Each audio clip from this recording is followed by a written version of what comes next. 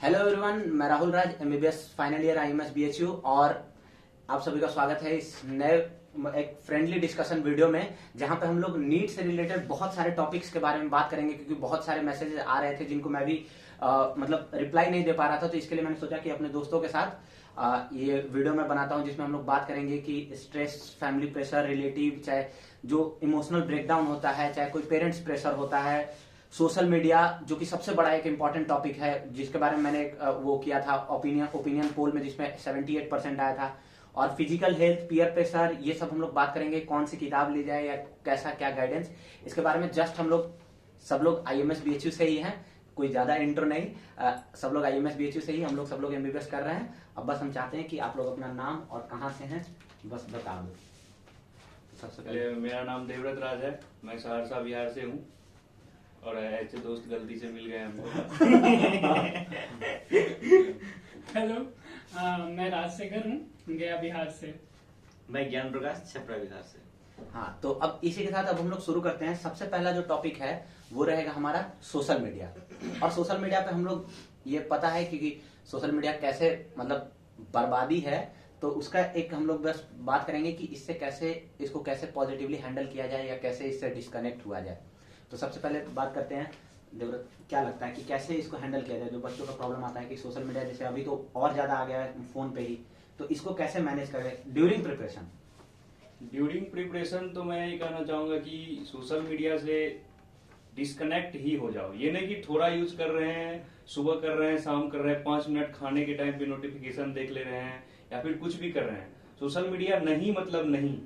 तुम्हारा social media अभी कुछ नहीं है, तुम्हारा सोसाइटी नहीं है, तुम्हारा सोसाइटी बनेगा।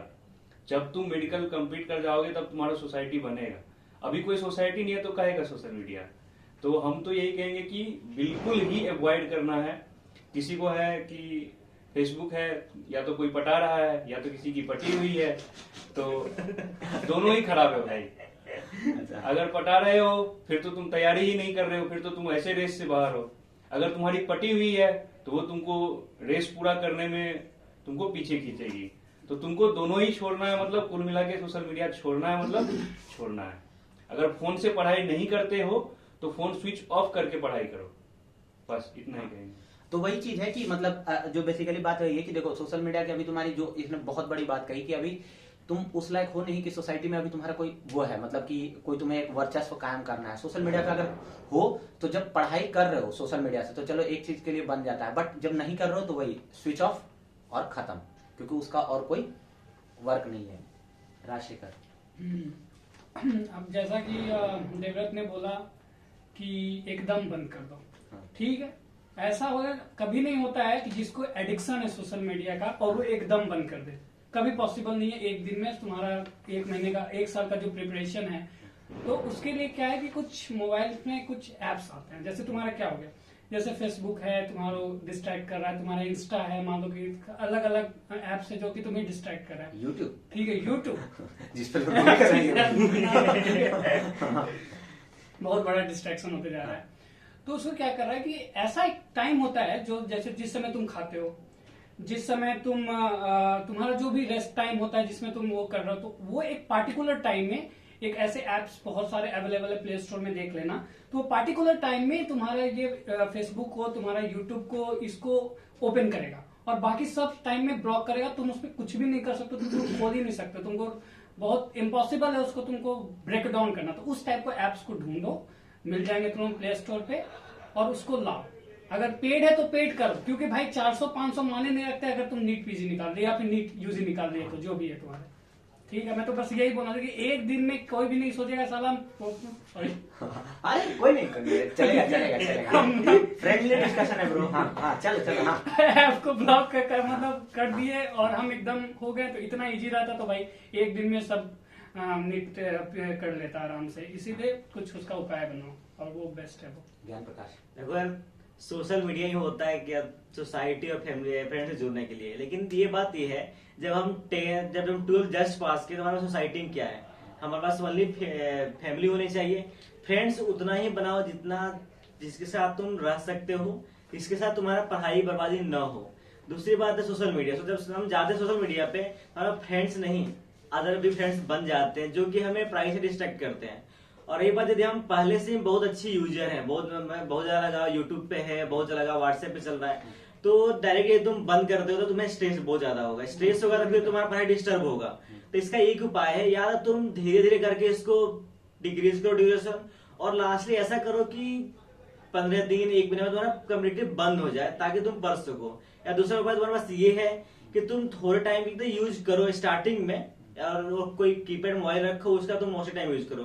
बाद में तुम 15 दिन 1 महीने के बाद तुम जाकर तुम कम्प्लीटली तुम रिमूव कर सकते हो, जो जहाँ पे तुम्हारा फेसबुक या कोई भी तुम चला रहे हो, और बाद में तुम कम्प्लीटली यूज करो तुम कीपैड मोबाइल का, तुम्हारे पास सबसे बेस्ट ऑप्शन होगा। यदि तुम रखते हो कोई भी स्मार्टफोन, तो ये भी हो सकता है कि तुम 1 महीना तो तुम बंद कर दिए, लेकिन फिर तुम्हारा होगा क्या, देख कोई दोस्त मिलेगा फोन पे, यार तुम नहीं चलाते हो, फिर तुम यूज करना शुरू कर दोगे।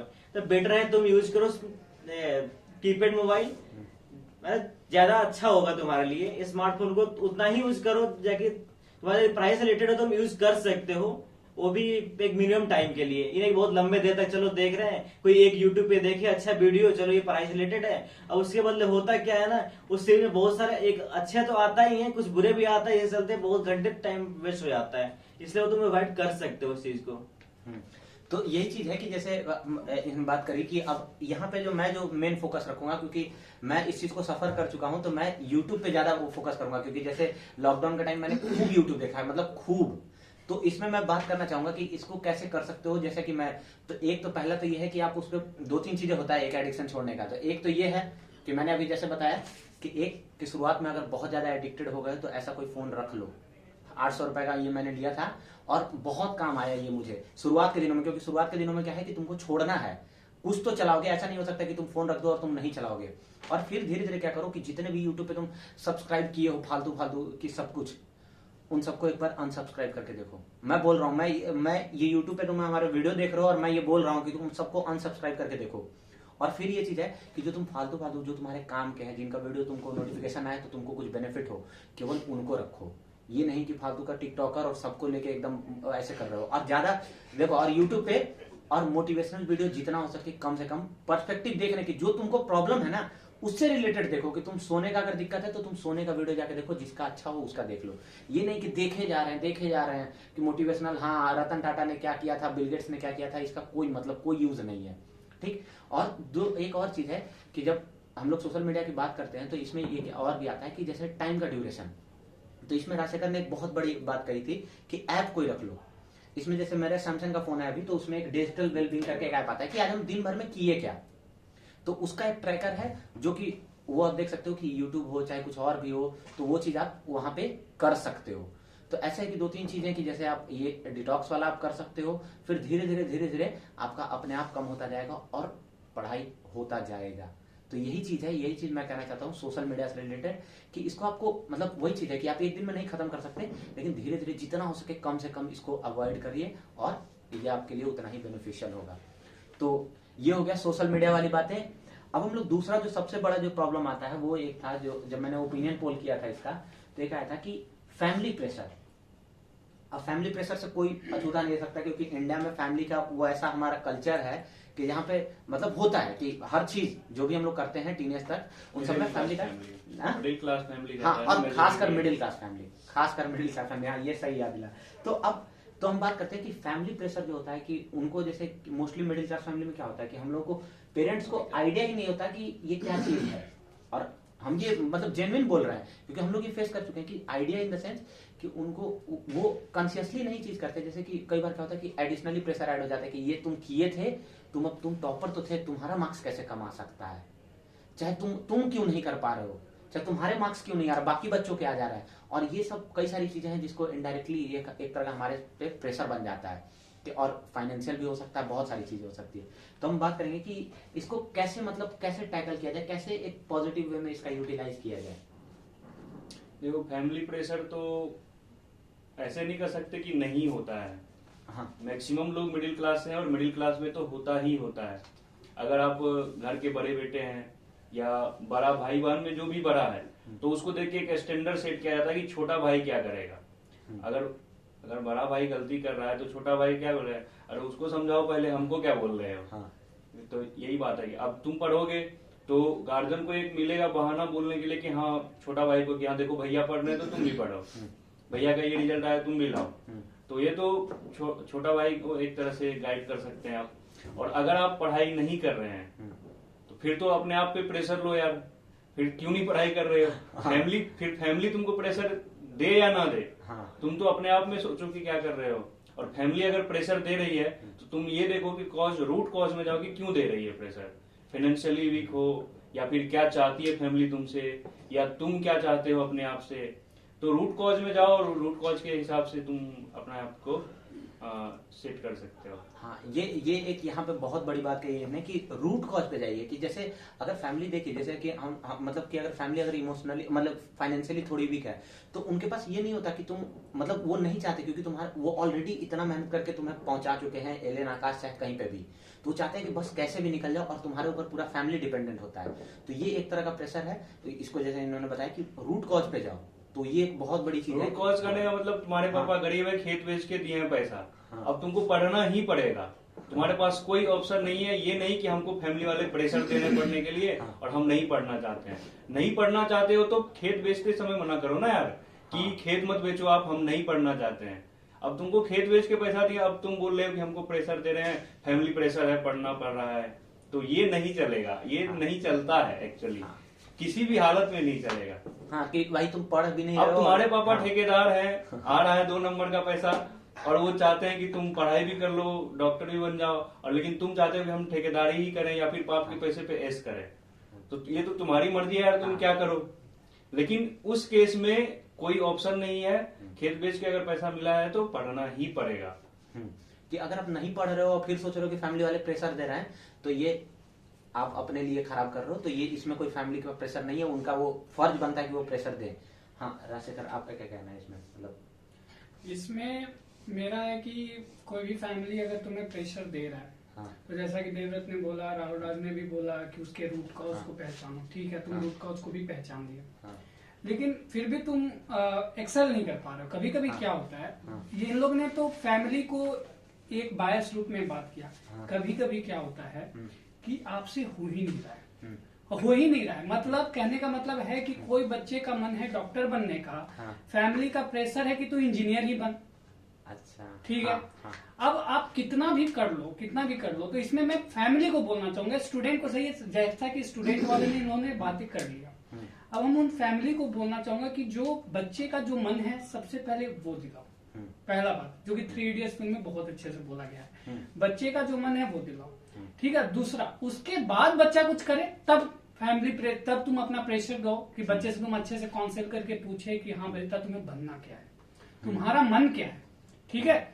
तब वो अगर वो अपना पैशन करेगा तो कभी प्रेशर आएगा ही उस पर, सबसे पहली बात। ठीक है। ये है। तो मैं ये उन फैमिली मेंबर्स को स्पेशली बोलना चाहूंगा और उन स्टूडेंट्स को भी बोलना चाहूंगा कि वो पहले डिसाइड कर ले कि हमें क्या करना है। हमें डॉक्टर बनना है, हमें इंजीनियर बनना है, हमें लॉयर बनना है, हमें पेंटर बनना है, हमें कुछ भी बनना है। पहले आप वो डिसाइड कर लो, उसके बाद फिर अपना प्रेशर की सिचुएशन ही नहीं बनेगी ना। हाँ, फिर प्रेशर की सिचुएशन ही बनेगी। पहले का मतलब ये है। हाँ, तो prevention is greater than cure. हाँ, ये बहुत बड़ी चीज है कि जो अगर आपको डॉक्टर ही बनना है तो फिर फैमिली का क्या प्रेशर है, फिर किस बात का। तो ये बहुत खुद से आए हो इस लाइन में, तो ये चीज है। ज्ञान प्रकाश, तुम्हें क्या लगता है? देखिए, मेरे को जहां तक लगता है कि फैमिली प्रेशर कहने के लिए होता है, लेकिन ऐसा कुछ होता नहीं है। कारण ये है, देखिए पहले तो डिसाइड हम खुद करते हैं, देखिए हमें बनना क्या है। यदि हमने डिसाइड कर लिया कि नहीं हमें नीट एग्जाम देना है, डॉक्टर बनना है, तो फिर उसमें प्रेशर किस बात की। बस जब हमें घर वाले ने हमें घर से बाहर भेज दिया, बेटा जाओ तुम्हें पढ़ना ही है, तो फिर उसमें प्रेशर, यदि प्रेशर पेरेंट्स नहीं देते हैं, किसी के फैमिली प्रेशर नहीं देता है, हमें लगता है कि वो एटलीस्ट हर बार एडवाइस करते हैं, सजेस्ट करते हैं, बेटा जो तुम अच्छा करोगे हर टेस्ट में, तो तुम बेटर तुम कर सकते हो लास्ट जो नीट एग्जाम होगा। तो उसको हम एक प्रेशर नहीं बोल सकते, उसको हम ऐसे मान सकते हैं कि वो एक हमारे लिए एक एडवाइस है, सजेशन है, एक मोटिवेशन है, पॉजिटिव में ले सकते हो उसको, और उसके चलते हम आगे अच्छा कर सकते हैं। यदि उसको हम पॉजिटिव वे में ले तो हम एक अच्छा है फ्रूटफुल रिजल्ट दे सकते हैं, जो कि वो खुद के लिए फायदेमंद होगा, ना कि फैमिली के लिए। तो इसे हम प्रेशर हम डील नहीं कर सकते, इसको एक पॉजिटिव एक वे बोल सकते हैं जो तुम प्रोवाइड कर। जैसे तुम्हारा अच्छा रिजल्ट आया, फैमिली खुश हुई, तुम्हारा खराब रिजल्ट आया तो फैमिली दुखी हुई। तो वो तो तुम भी हो रहे हो। तुम्हारा अच्छा रिजल्ट आ रहा है, तुम भी खुश हो रहे हो। हाँ। तुम्हारा खराब रिजल्ट आ रहा है, तुम भी दुखी हो रहे हो। हाँ। तो फैमिली तो क्या है, फैमिली तो तुम ही हो, फैमिली से बाहर थोड़ी हो तुम। तो फैमिली तो तुमको प्रेशर ही नहीं दे रहा। ये नहीं कि फैमिली दुखी हो गई तो तुम पे प्रेशर डाल रहे हैं कि अरे नहीं हमको अच्छा करना पड़ेगा। वो तो तुमको खुद दुखी होना चाहिए कि तुम्हारा रिजल्ट खराब आ रहा है। इसमें फैमिली क्या प्रेशर कर रहा है तुमको। हाँ, ये एक बहुत बड़ी चीज है। इसी के साथ मैं भी कंक्लूड करना चाहूंगा कि सबसे बड़ी चीज है कि फैमिली प्रेशर आ क्यों रहा है। पहली चीज कि रूट कॉज अगर देख लो कि जो आप करना चाहते थे वही आप कर रहे हो, तो फिर इसमें चाहे फैमिली वाले अगर ये कह रहे हैं कि 500 बेटा नंबर आ रहे हैं, 500 बहुत कम है, 600 लाओ, तो इसमें कोई बुराई थोड़ी ना है, लाना चाहिए आपको। ठीक है, फैमिली वाले कह रहे हैं कि हाँ भाई 600 नहीं 650 लाओ, तो लाना चाहिए क्योंकि आपका ये चॉइस है। अब फैमिली वाले हाँ, क्या कहेंगे, family तुम वाले देखो क्या ना कि कहेंगे। तुमको कितना नंबर चाहिए, हाँ। कौन सा कॉलेज चाहिए। हाँ, ये चीज है कि यहाँ पे ये हो सकता है कि जैसे अगर शुरुआत में आप ये भी समझो कि पेरेंट्स कई बार देखो, हम एक चीज और बात बता दे रहे हैं कि अगर पेरेंट्स अगर हमारे इस फील्ड में नहीं आए हैं तो हाँ। उनको भी उतना डिटेल में आइडिया नहीं है। और हर पेरेंट्स को उनका बेटा एम्स दिल्ली में ही चाहिए। हाँ, तो ये चीज तो अगर यहाँ पे प्रेशर है तो हम समझ सकते हैं तुम्हारी बात कि उनका बेटा चाहिए कि फलाना के बेटा से अच्छा कॉलेज में अच्छा चाहिए। कॉलेज मिले। हाँ, तो ये वाला प्रेशर हम समझ सकते हैं। हाँ। इसमें कंप्रोमाइज हो सकता है, लेकिन तुम अपना डिसाइड कर लो कि तुमको कितना नंबर चाहिए हाँ। या कितना कौन सा कॉलेज चाहिए, और तुम उस हिसाब से तैयारी करो। और पेरेंट्स को तो हमेशा ऑल इंडिया फर्स्ट रैंक ही चाहिए होता है, तो उसमें कोई दिक्कत नहीं है। हाँ। उसके लिए तुम वही उसके लिए चीज worry नहीं करना। हाँ, वही चीज है कि देखिए कई बार क्या होता है कि अब जैसे मान लीजिए कि हमारे पेरेंट्स कुछ और करते हैं, वो मेडिकल में उनका नहीं आइडिया है, तो अब कई बार क्या होता है कि मान लीजिए मेरा पहले टेस्ट में 400 नंबर आया, अब हम मान लेते हैं कि फिजिक्स में मेरा 180 में अगर 150 आया और बायो में मेरा कम आ गया, तो पेरेंट्स को नहीं पता है ना कि ये कैसे आया है।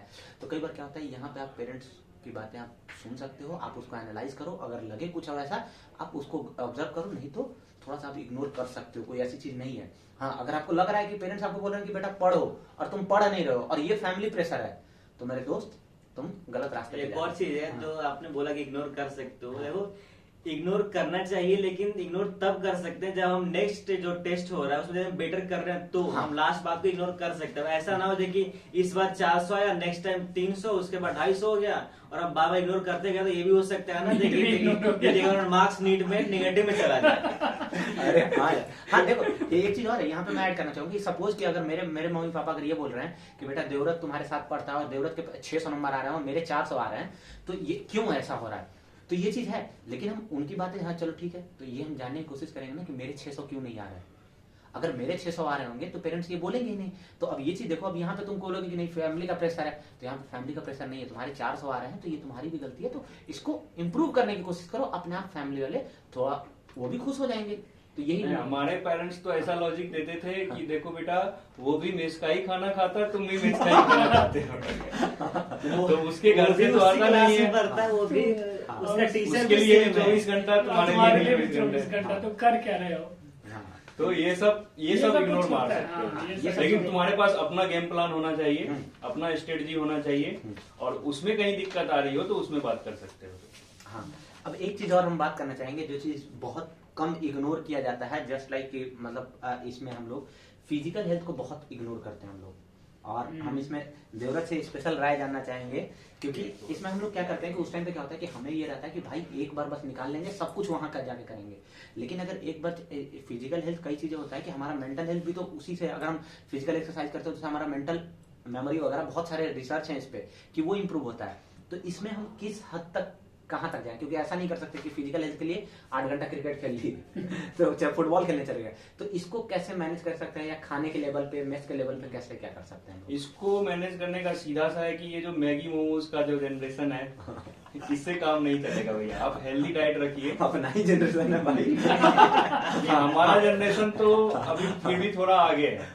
हाँ, इनका सिर्फ मैगी ही है। हमारे में क्या होता था कि कभी कभी मैगी चलता था, ये सुबह मैगी खाते हैं, दोपहर मैगी खाते हैं, रात मैगी खाते हैं। हाँ भाई, इनका ये चल रहा हमारे है। टाइम पे मैगी बैन था, हमारे टाइम पे लेड वाला हाँ। उमामी टेस्ट मोनोसोडियम ग्लूटामेट वाली कहानी थी, उस दिन के लिए बैन हुआ था, फिर आ गया था। हाँ। ठीक है भाई, तो कहने का मतलब ये है कि तुम जो मैगी और मोमोज पे अगर तुम जिंदा रहोगे तो फिर तुम्हारी पढ़ाई नहीं हो पाएगी। पढ़ाई के लिए चाहिए तुमको फ्रूट्स, जूस चाहिए, मिल्क चाहिए, तभी पढ़ाई हो पाएगी। ब्रेन को सबसे ज्यादा न्यूट्रिशन चाहिए होता है। और जो भी तुम दिन भर, अगर तुम दिन भर तुम दिहाड़ी मजदूर का काम कर रहे हो तो जितना एनर्जी चाहिए उससे ज्यादा, उससे कम से कम 5 गुना ज्यादा एनर्जी चाहिए तुमको दिन भर पढ़ाई करने के लिए। तो ये नहीं कि हम तो कोई मेहनत का काम किए नहीं, हम तो बैठे हुए थे दिन भर, तो मैगी भी खा लेंगे तो क्या ही फर्क पड़ता है। तो फर्क पड़ता है आपको, अगर पढ़ाई करना लगातार 6 घंटे 8 घंटे 4 घंटे 5 घंटे बैठना है तो एनर्जी चाहिए। तो ढंग का खाना खाओ, डाइट बहुत बड़ा फैक्टर है फिटनेस के लिए। ऐसा नहीं कि बस जिम चले गए और खाना नहीं खाए तो तुम फिट हो जाओगे, ऐसा बिल्कुल नहीं है। फिटनेस के लिए डाइट इवन 60% होता है, एक्सरसाइज 40% होता है। हाँ। तो और आप यहाँ पे जैसे फिटनेस की बात कर रहे होंगे तो कई लोग कमेंट भी कर सकते हैं कि ज्ञान प्रकाश यहाँ पे वो जमाई ले रहा है, लेकिन बात यह है कि ज्ञान प्रकाश ने वैक्सीन लगवाया है तो थोड़ा सा इसको मसल पेन वगैरह है तो थोड़ा सा नींद आ रहा है, बट फिर भी अपना लड़का मेहनत कर रहा है। ठीक है, तो ये चीज है। तो ये अब देखो कि अपना भाई मतलब यार, हाँ अब ये देखो तो क्या लगता है कि जैसे ये तो ये है कि डाइट, भाई डाइट को हम लोग बहुत इग्नोर करते हैं कि डाइट से क्या ही फर्क पड़ जाएगा, हम मोमोज खाएं चाहे एप्पल खाएं क्या फर्क पड़ जाएगा, क्योंकि बॉडी में डायरेक्ट दिखता नहीं है। और पेट भरना चाहिए। और क्या चीज है? और एरोबिक एक्सरसाइज से इंक्लूड करो। मतलब देखो एक चीज और लोग बोलते हैं कि तुम्हारा एक रेगुलर रिदम फॉलो होना चाहिए, रेगुलर कि तुम इतना उठो उतना उठो। तुम अपना रिदम फॉलो करो जिसमें तुम कंफर्टेबल हो। ठीक है, लोग कितना भी बोले कि सुबह उठ के पढ़ोगे तो तुम्हारा पढ़ाई अच्छा होगा, तुम कोशिश भी किए 5 दिन फिर भी तुम्हारा पढ़ाई अच्छा नहीं हुआ, तुम उसी के साथ कंफर्टेबल हो, तो अभी रूटीन चेंज करने का सही टाइम नहीं है। क्योंकि रूटीन चेंज करना एक टाइम लेता है, और तुम्हें अभी 1 साल अगर तुम्हारे पास समय है या फिर 6 महीना अगर तुम्हारे पास समय, अभी तो 4 महीना अभी हाल फिलहाल में नीट होगा, 4 महीना समय, और तुम सोचोगे कि नहीं एक आगे कोई तुमको ज्ञान दे दिया कि सुबह उठ के पढ़ो बेटा, पढ़ाई बहुत अच्छा होगा, लेकिन पता चला कि तू सुबह उठे और नींद आ रही है, तुम टेबल पे ही झुक रहे हो, तो उसको कंप्लीट करने में तुम्हारा 1 महीना चला गया। अभी वो समय नहीं है, अभी 4 महीना जो दूसरे बायोलॉजिकल क्लॉक के हिसाब से नहीं अपना खुद सबका का अपना बायोलॉजिकल क्लॉक होता है, अपना बायोलॉजिकल क्लॉक को मेंटेन रखो और कोशिश करो कि सुबह में आधा घंटा जब भी उठो, आधा घंटा वगैरह कुछ भी अपने रूम में ही थोड़ा बहुत, जो भी लोग पुशअप्स वगैरह कर लेते हैं, आप कुछ भी वो कर लो, थोड़ा बहुत बाहर टहल लो। ठीक है, टहलते टहलते पढ़ने का भी आदत डालो, वो बेटर है। ठीक है, तो थोड़ा एक्सरसाइज भी हो जाएगा, ब्रेन भी कंसंट्रेटेड हो जाएगा और तुम्हारा पढ़ाई भी हो जाएगा। ठीक है, अगर ये पूछते हो कि आप क्या किए थे एक्सरसाइज तो हम तुमको बता देते हैं कि कुछ नहीं किए थे। बस जूस पीते थे सुबह शाम, आधा लीटर दूध पीते थे और मेस का दिन और रात का खाना खाते थे। कुछ हम नहीं खाते थे, तुम्हारा मैगीज मोमोज और नूडल्स या पास्ता ये सब कुछ नहीं खाते थे। हम अभी भी नहीं खाते, पहले भी नहीं खाते थे। ये एक बहुत अच्छी आदत है। तो कोल्ड ड्रिंक भी नहीं पीते थे। तुमको पीना है पिज्जा पी लो, हम तो कोल्ड ड्रिंक नहीं पीते हैं। ठीक, तो ज्ञान प्रकाश क्या लगता है कि फिजिकल हेल्थ को कैसे लेना चाहिए नीट के ड्यूरेशन के टाइम? डाइट का देखा जाए तो एटलीस्ट 3 टाइम तो करना ही चाहिए। सुबह का नाश्ता करो ही, दोपहर में मॉर्निंग क्लास तो नाश्ता करके जाओ, फिर आके लंच करो, फिर शाम को बेटर होगा कि तुम कोई फ्रूट्स लो। ये ना देखिए मेस में जो चाय मिल गया या बिस्किट मिल गया या कुछ भी जो फास्ट फूड मिलता है वो तो अवॉइड कर सकते हो, उसके वजह तुम फ्रूट्स लो तो ज्यादा बेटर होगा। फिर रात को तुम खाना करो। तो यदि मॉर्निंग यदि इवनिंग क्लास है तो ये प्रयास कर सकते हो कि सुबह जो नाश्ता जो मिलता है उसके साथ तुम फ्रूट्स ले सकते हो, या कुछ तुम जेनेरेटेड सीड्स या स्प्राउट्स तुम खा सकते हो। फिर दोपहर शाम को तो तुम्हारे पास कोई उपाय नहीं है, ये कर सकते हो। इसके अलावा तुम्हें यदि तुम्हारे पास टाइम है जो मैनेज कर सकते हो तब 15 मिनट 20 मिनट या आधा घंटा तुम टाइम दे सकते हो, या तो तुम रूम में योगा या कुछ भी कर सकते हो। ये तुम्हारा मेडिटेशन होगा, इससे तुम्हारा जो कंसंट्रेशन होगा बिल्ड हो सकता है। या चाहे तुम्हारा हॉस्टल थोड़ा दूर है जो इंस्टीट्यूट है तो तुम ये कर सकते हो कि तुम या तो साइकिलिंग करके जाओ या पैदल जाओ, तो तुम्हारा वो एक्सरसाइज होगा। चाहे जब तुम डिनर जब कर लेते हो तो ये भी कर सकते हो कि डिनर करने के बाद तुम ये नहीं कि रूम में गए और पढ़ना स्टार्ट कर दिए, तुम 10 मिनट पहले तुम टहल सकते हो। इससे होगा क्या, तुम्हारा जो डाइजेशन है वो भी थोड़ा सही रहेगा। क्योंकि कोटा का पानी ऐसे भी थोड़ा उतना डाइजेशन नहीं होता, इसे बहुत सारा जो जीआईटी जो प्रॉब्लम बहुत सारा होता है कोटा में, इसलिए तुम ऐसे तुम मैनेज कर सकते हो कि तुम्हारा जो गैस का मेन जो प्रॉब्लम होता है वो कम हो सकता है। और साफ सफाई तो जरूरी रखो, डेंगू तो होना ही होना है कोटा गए हाँ, तो अब ये चीज अब हम बात करते हैं कि जैसे यही चीज है, यही सबकी फिजिकल हेल्थ में पहली चीज डाइट है और दूसरा कि ये जो है कि थोड़ा सा कहीं ना कहीं या तो एक्सरसाइज कर लो, या तो जैसे कि है कि कुछ ना कुछ करो। देखो या तो कोचिंग जाओ वैसे कि मतलब कोचिंग पैदल चले गए, या आए खाना खाने के बाद 2-3 दोस्त होते हैं आसपास वाले, निकल के थोड़ा कहीं बाहर ऐसे रोड पे ही घूम के और आ गए। एलन में भी हम लोग दिल्ली में भी थे तो हम लोग 2-3 दोस्त ऐसे जाके बस एक राउंड लगा के आ गए 10 मिनट में। तो वो इफिशियंसी बढ़ा देता है आपका, आपको लगता नहीं है बट वो इफिशियंसी बढ़ा देता है। ठीक, तो ये सब चीजें मुझे लगता है कि आपको कोशिश करनी चाहिए, क्योंकि थोड़ा सा फिजिकल हेल्थ ये आपका एफिशिएंसी बढ़ाता है। तो मेन वहीं पे है जो कि हम लोग नहीं सोचते हैं। और बाकी तो वही डाइट तो है, डाइट मेन फैक्टर है। अगर देवव्रत ने ये बात बोली है तो ये चीज आपको देखना चाहिए कि सुबह शाम जूस और दूध वो चीज है कि वो कई सारी चीजें को मैनेज कर देता है। हो सकता है कि तुम पैदल ही जाते थे ना कोचिंग, तो वो चीज है, साइकिल से जाते थे पहले। हाँ, तो ये भी एक बहुत बड़ा फैक्टर है। तो ये मत लेना कि नहीं भैया तो बताया कि फिजिकल एक्सरसाइज तो करना ही नहीं है, तो ऐसा नहीं है, इसने नहीं बताया वो चीज। ये पैदल तो जाता था ना, और डाइट भी था। 6th फ्लोर पे क्लास था, लिफ्ट हाँ, में जाने देता नहीं था, तो बस। सीढ़ी से ही जाते थे। तो ये चीज हो गया इसका, वो तो ये चीज है। हाँ, अब हम लोग बात करेंगे कि जैसे पीयर प्रेशर, कि उससे पहले कि जस्ट हम बता दे रहे हैं कि कैमरा में देखना चाहिए, मतलब वीडियो बनता है, क्योंकि वीडियो जब देखेगा ना कोई तो वो अच्छा आता है। हाँ ठीक, तो वो चीज अब देखो। तो अब हम लोग, हाँ, अब तीसरा या चौथा चीज जो है वो, हाँ, अब हम लोग बात करने वाले हैं पीयर प्रेशर के बारे में। ये एक बहुत बड़ा फैक्टर है जिसके बारे में मतलब बहुत हम लोग कम बात करते हैं, लेकिन ये इम्पैक्ट करता है। कि जैसे हम लोग किसी हॉस्टल में रह रहे हैं या कोचिंग में पढ़ रहे हैं, क्लास में पढ़ रहे हैं, किसके साथ किसका क्या मार्क्स आता है, वो जो प्रेशर होता है उसको कैसे हैंडल करें। और एक होता है कि वो होना भी चाहिए, लेकिन उसको कैसे पॉजिटिवली अपने लिए कैसे हम बेनिफिट लगा सकते हैं। बिल्कुल, पीयर प्रेशर तो होता ही है, एकदम संगति से गुण आता है, संगति से गुण जाता है। हाँ। ये तो एकदम हाँ, कंफर्म है 100%। तो तुम्हारा संगत डिसाइड करेगा तुम्हारा क्या होने वाला है, क्योंकि तुम महात्मा गांधी हो नहीं कि तुम्हारे साथ जो आएगा तुम्हारा गुण उसमें चला जाएगा। महात्मा गांधी का यही केस था भाई। हाँ। महात्मा गांधी कभी किसी का गुण नहीं लिया, उसका गुण किसी और में चला जाता था।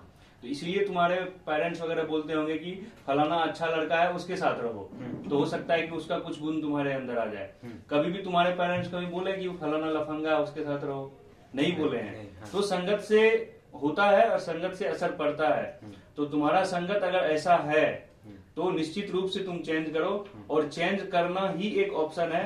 तुम्हारे पास उसको सुधारने का टाइम नहीं है, या फिर तुम ऐसा नहीं कर सकते कि हाँ उसको रहने दो, थोड़ा इग्नोर करके चलेंगे, ये वो कुछ नहीं। उसको सीधा चेंज करो, क्योंकि तुम्हारे पास बिल्कुल टाइम नहीं है इन सब चीजों के लिए।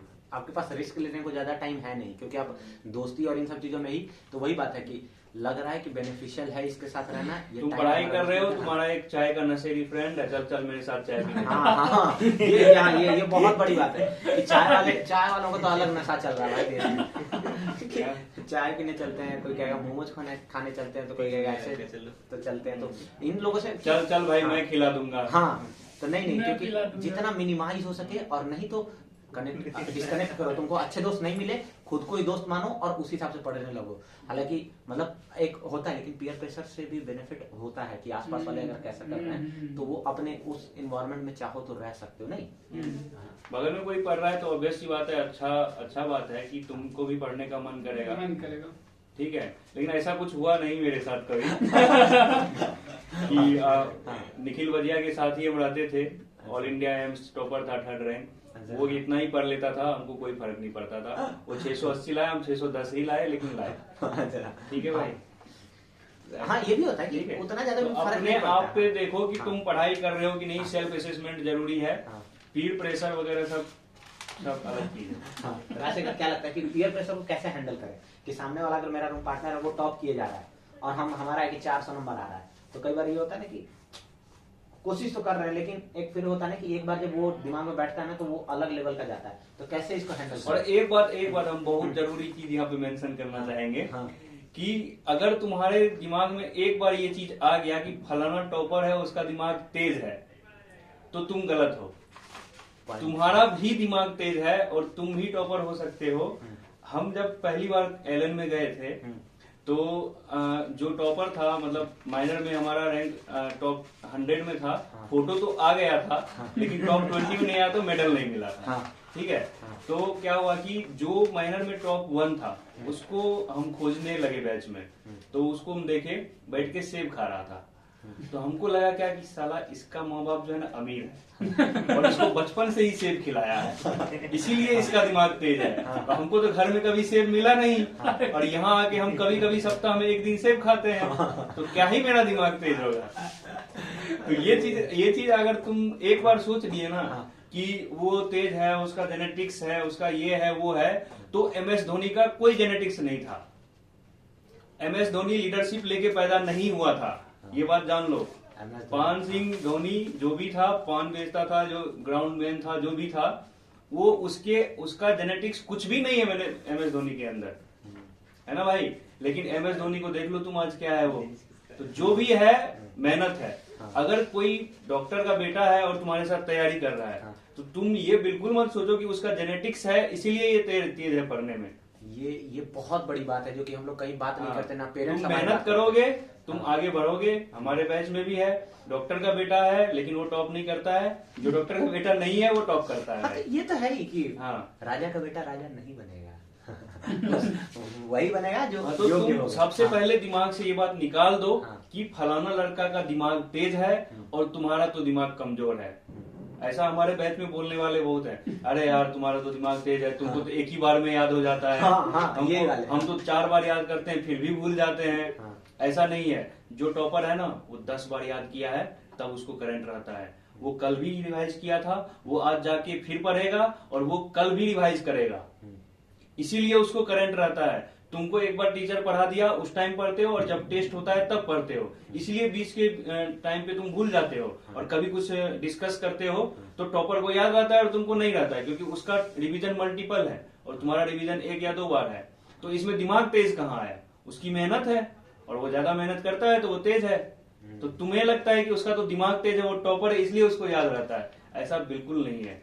तुम 2 बार पढ़ते हो, वो 10 बार पढ़ता है, इसीलिए उसको याद रहता है। ये एक बहुत बड़ी बात देवरत में कह रही थी कि मतलब कि ये हम लोग के टाइम पे आता है, क्योंकि हम लोग कंपैरिजन वो अंदर से आता है सबकॉन्शियसली। राशिकर, अब हम जानना चाहेंगे कि क्या लगता है कि कैसे क्या इसको मैनेज कैसे क्या करें पीयर प्रेशर वाला। पीयर प्रेशर में सबसे इम्पोर्टेंट चीज है कि जितना सारे चीज का तो ऐसे बात हो चुका है, लेकिन हम एक चीज बोलना चाहेंगे कि सबसे पहले अपने कैपेसिटी को पहचानें, क्योंकि सबसे बड़ा प्रॉब्लम ये होता है कि लोग खुद को ही नहीं जानता है। ठीक है, और खुद को नहीं जानता है और दूसरे को देखता है, वो इतना है, हम इतना है, वो इतना है, ये कर गया, वो कर गया। पहले खुद को पहचानो कि तुम क्या कर सकते हो। ठीक है, अगर पहले खुद को अगर पहचान लिए तो तुम कुछ भी कर सकते हो, पहली बात। तो इसलिए मैं बस एक ही चीज बोलना चाहूंगा कि पहले खुद के कैपेसिटी को पहचानो कि तुम्हारे पास क्या कैपेसिटी है, तुम क्या कैपेसिटी लेके आए हो। ठीक है, और एक चीज और इसमें मैं ऐड करना चाहूंगा, किसी का कोट था कि IQ can never beat the hard work. ठीक है, IQ can never beat the hard work. ठीक है, वो उसको पीछे होना ही पड़ेगा। तो हार्ड वर्क करो, अपने कैपेसिटी के को पहचानो, तुम आगे निकलोगे, और दूसरा क्या कर रहा है उससे तुमको कोई फर्क नहीं पड़ना चाहिए। बस पॉजिटिव चीज को लो, हाँ वो तुमसे आगे बढ़ना चाहिए। तो उसमें देखो क्या प्रॉब्लम होता है ना कि लोग, कोई आगे बढ़ रहा है तो मन में क्या आता है, 2 चीज आता है, या तो मन में किसी के माइंड में 2 चीज आएगा, हम इससे आगे बढ़ेंगे, तो ये बहुत आगे बढ़ रहा है, उसके कारण तुम्हारा मन में डिप्रेशन आएगा, कुछ आएगा। ठीक है, या तो तुम उससे ईर्ष्या करोगे। ठीक है, और इससे आदमी को जला देता है, ये बात तो जानते हो। तो इसलिए पॉजिटिव चीज को लाओ, पॉजिटिव चीज को लाओ कि हम इससे और अच्छा करेंगे, हम इसको कम्पिटिट करेंगे। वो पॉजिटिव भावना को लाओ, अपने कैपेसिटी को पहचानो और हार्ड वर्क करो, बस हो जाएगा, कोई दिक्कत नहीं। ये एक बहुत बड़ी चीज थी कि ठीक है कि उसको, जो तुम्हारा जेलसी है, अगर तुम उसको अगर पॉजिटिव में कन्वर्ट कर गए ना, तो तुमको फिर कोई रोकने वाला नहीं है, तुम इस गेम में चैंपियन हो। ज्ञान प्रकाश, क्या लगता है कि पीयर प्रेशर वाला क्या करना चाहिए? कि रास्ते का सही कहा है कि कैपेसिटी क्या है। एक कैपेसिटी सही है कि हम कितना कर सकते हैं, वो हम जज कर सकते हैं। इसके अलावा भी हमारा ये चाहिए कि हमारे पास पहले से क्या है। अभी ये भी होता है देखिए, हमारे पास नॉलेज 0 होता है, हम जानते कुछ नहीं है, और हम अपना कंपेयर करते हैं टॉपर से, तो इतना करना ही बहुत बड़ी गलत है। पहले तो हम उतने अपने आप को ला सके ताकि हम एक मीडियोकर टाइप का बन सके, मतलब हम धीरे धीरे इम्प्रूव कर सके। एक 0 से कुछ हाइट पे गए, फिर उसके बाद हम हाइट पे जाने का सोचे। ठीक है, पहली बात तो ये है। दूसरी बात ये रही कि जब हम एक अच्छे हो गए फिर हम कंपेयर कर सकते हैं एक अच्छे टॉपर से या एक अच्छे बच्चे से कंपेयर कर सकते हैं। और जब हम कंपेयर करते हैं तो हमारी चीज में दो चीज आता है, या तो हम उससे निगेटिव एनर्जी ले सकते हैं या पॉजिटिव ले सकते हैं। यदि हम निगेटिव लेते हैं तो फिर हमारा डिप्रेशन होता है, स्ट्रेस होता है, जिसके चलते हमारा पढ़ाई डाउन गिर जाता है। यदि हम उसी पॉजिटिव वे में ले तो हम अपने आप को इम्प्रूव कर सकते हैं, उससे चाहे तो हम कुछ सीख के अच्छा अपना इम्प्रूव कर सकते हैं। ऐसे मेरा एग्जाम्पल खुद का है कि जब मेरा माइनर टेस्ट जब 1 हुआ था ना, तो मेरा टॉप 10 में नाम तो था, फोटो भी था। सेकेंड टेस्ट में क्या हुआ, किसी कारणवश से हमारा मार्क्स कम आ गया। जो टॉपर था ना वो अपने आप को बहुत ज्यादा उड़ना शुरू कर दिया। ठीक है, जो माइनर उसके बाद वहाँ सर नियम है शायद माइनर टेस्ट 2 या 3 के बाद होता था, एम्स का टेस्ट होता था। तो उसमें जब वो अपने आप को उड़ना शुरू कर दिया ना, तो उसको लगा कि नहीं अब हम तो बहुत आगे निकल चुके, अब हमको कोई पीछे वाला था नहीं। ठीक है, तो वो दूसरों को जो टॉप 20 में थे पहले और दूसरे बार माइनर टेस्ट में, तो उसको सोचा था कि ये सब बेकार है, इनसे कुछ नहीं होगा।